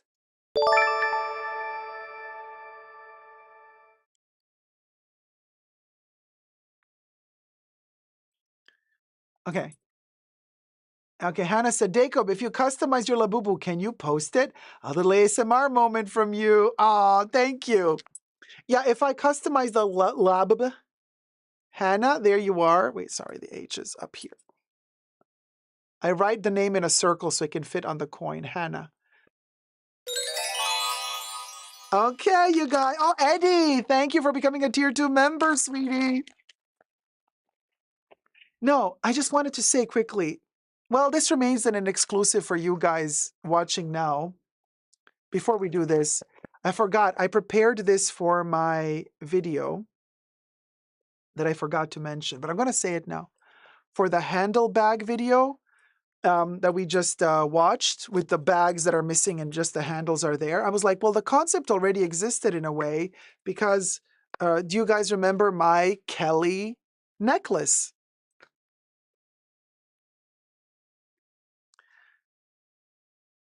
So this is kind of the same concept, except it's more transformative because it gives you an extra layer. It's a necklace. It's a necklace. It's a Kelly necklace, but it is the strap of a Kelly bag, right? So it's a Kelly bag strap, like here, like you have it also on the Birkin. It's this part, okay? It's back here, it goes through there, and then to the front here. So the Birkin has one, the Kelly has one.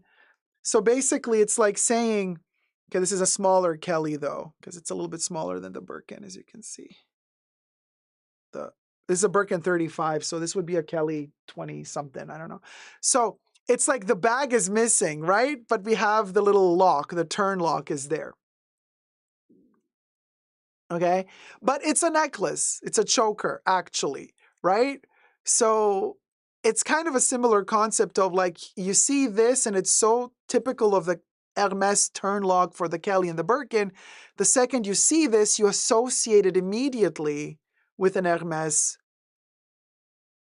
historic bag, which is interesting because the bag is missing, but you think about the bag when you see the lock. So coincidentally, they do that as well with their shoes or, with their belts. But in particular, I think the necklace nails it for me because the shoe is still a product and then it has the turn lock on it. Okay. But it's missing the bag. It's just the strap. But it's more transformative because you can wear it as a necklace. So anyway, I wanted to show this as, in that video, but we finished filming the video. So anyway, you get to see it in the show now. And I got this during the Jean-Paul Gaultier era at Hermès. So this is when he was artistic director at Hermès. He designed the Kelly necklace, the first time around, 2009. So this one is from 2009. And I have it since 2009. So I've had it for many, many years. Okay. Let's pick out. Let's see if you're still watching. And the lucky, I'm randomly picking one coin. It's Terry again. Terry wins again. This is insane. Terry won last time, you guys. I swear to you, I did not look. Terry, are you with us? Terry wins again, babes. Terry, I can't believe Terry won again. Yay! Terry, I'm telling you, it's your year. I know you're unlucky in some respects, right? With the nasty people. But you're lucky here. We pulled out Terry. Okay, hold on. Terry, we're going to get Mr. Predicto.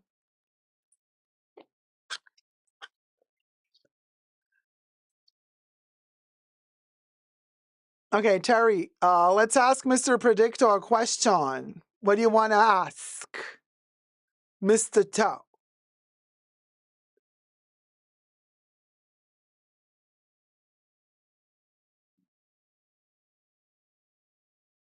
Okay, is everything going to work out? That's a very generic question, though. It could mean anything. It could mean like pooping, or reading a book, economy. It could mean a lot of different things. But okay, let's leave it vague. It can also mean for everybody, right? Is everything going to work out?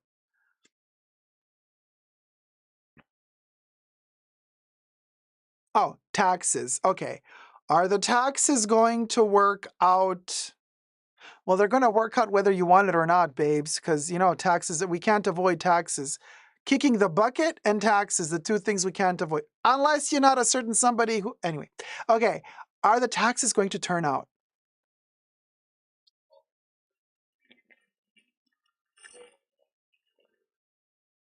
Definitely yes.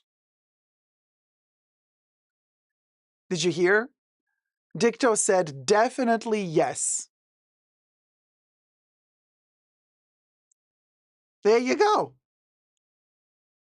And that was our Dicto portion of the live stream. He answered to Terry's question, is everything with the taxes going to turn out? Dicto said definitely yes. That is fabulous.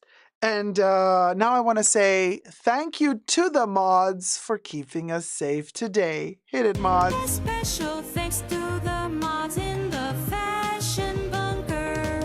That's my horror, Audrey, Age, Gloria, Kev, Nicole, and Terry. Bubbles loves you. Oh, I did not get the complex Takashi Murakami stuff. I did not want to stand in line with resellers all night long to snatch up some stuff. No, thank you. But let's just cliffhanger. I might have a little unboxing in the future, but it's not what you think. Just saying. We'll go. Hit it, Bubbles. Would go, would go, would go, would go, would go. Would go, would go, would go, would go, would go. Would go, would go, would go, would go, would go, would go. Would go, would go, would go, would go, would go, would go, would go, would go. Here you go. And then go. Living ferret. Yum, yum, yum, yum, yum. Living ferret. The ferret is on. No, Living ferret, living ferret, living ferret, living ferret, living ferret, living ferret.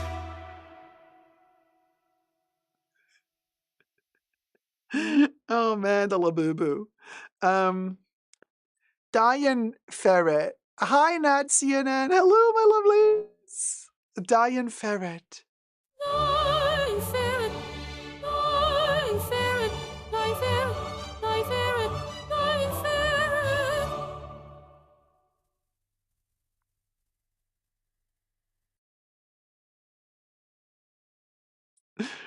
And then we have Linda. Listen, Linda. Hit it, babes. Listen, Linda.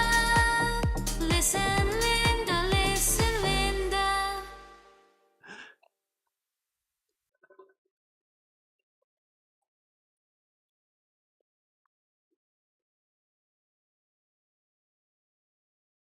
It's Linda. Oh, still fresh. Ah, we forgot to say and pay homage to Camiller. Hit it, Bubbles.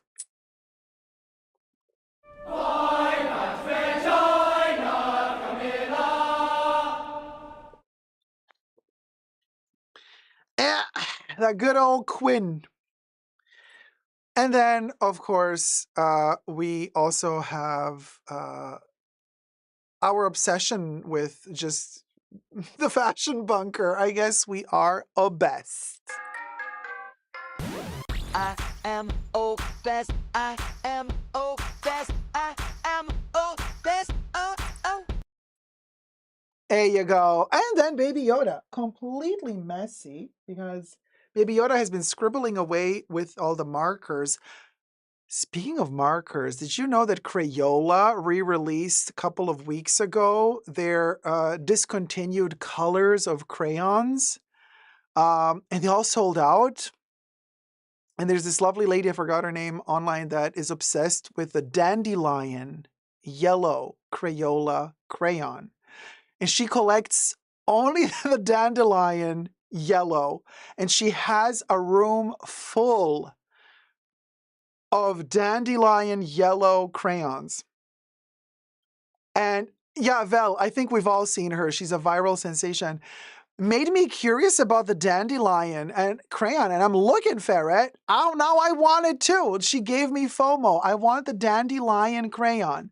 So Baby Yoda, I've been buying crayons. None of them are dandelion, and whenever I buy a crayon, he eats it.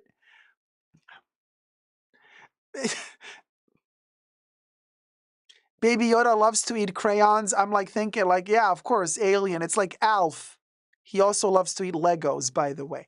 Anyway, Baby Yoda, hit it. Ciao, ciao, ciao, ciao. Ciao, ciao, ciao, ciao. Ciao, ciao, ciao. Ciao. There you go. I know Baby Yoda is always invisible to Rima Caruso because he's green and we got the green screen going on. So we call him... Child, did he hit them? Sorry, baby. Oh. Oh, baby. Yeah, you're very poverty. Because he's green and the green screen, you know. So we call him Predator Baby Yoda because of the Alien versus Predator. Well, because of the Predator movie, not the other Predator, but the actual Alien Predator. Anyway, love you loads, guys. So for all our Tier 2 members and Tier 2 patrons, I'm going to see you in a couple of minutes in the after show. And for everybody else, I hope you had a good time with us today. I hope you had some fun. We had a little cathartic moment. We saw a little fashion show, a little something. We talked about fashion. We threw a little bit of shade. We did what we will go to do. And yeah. Okay. See you all midweek in the next stream. And until then, never give up on love. And for the rest of y'all, this is Tier 2 members and patrons. As Wendy Williams would say, grab a snack and come on back. We are going to jump right into the after show. Or dare I say, the afterglow. Bye, guys.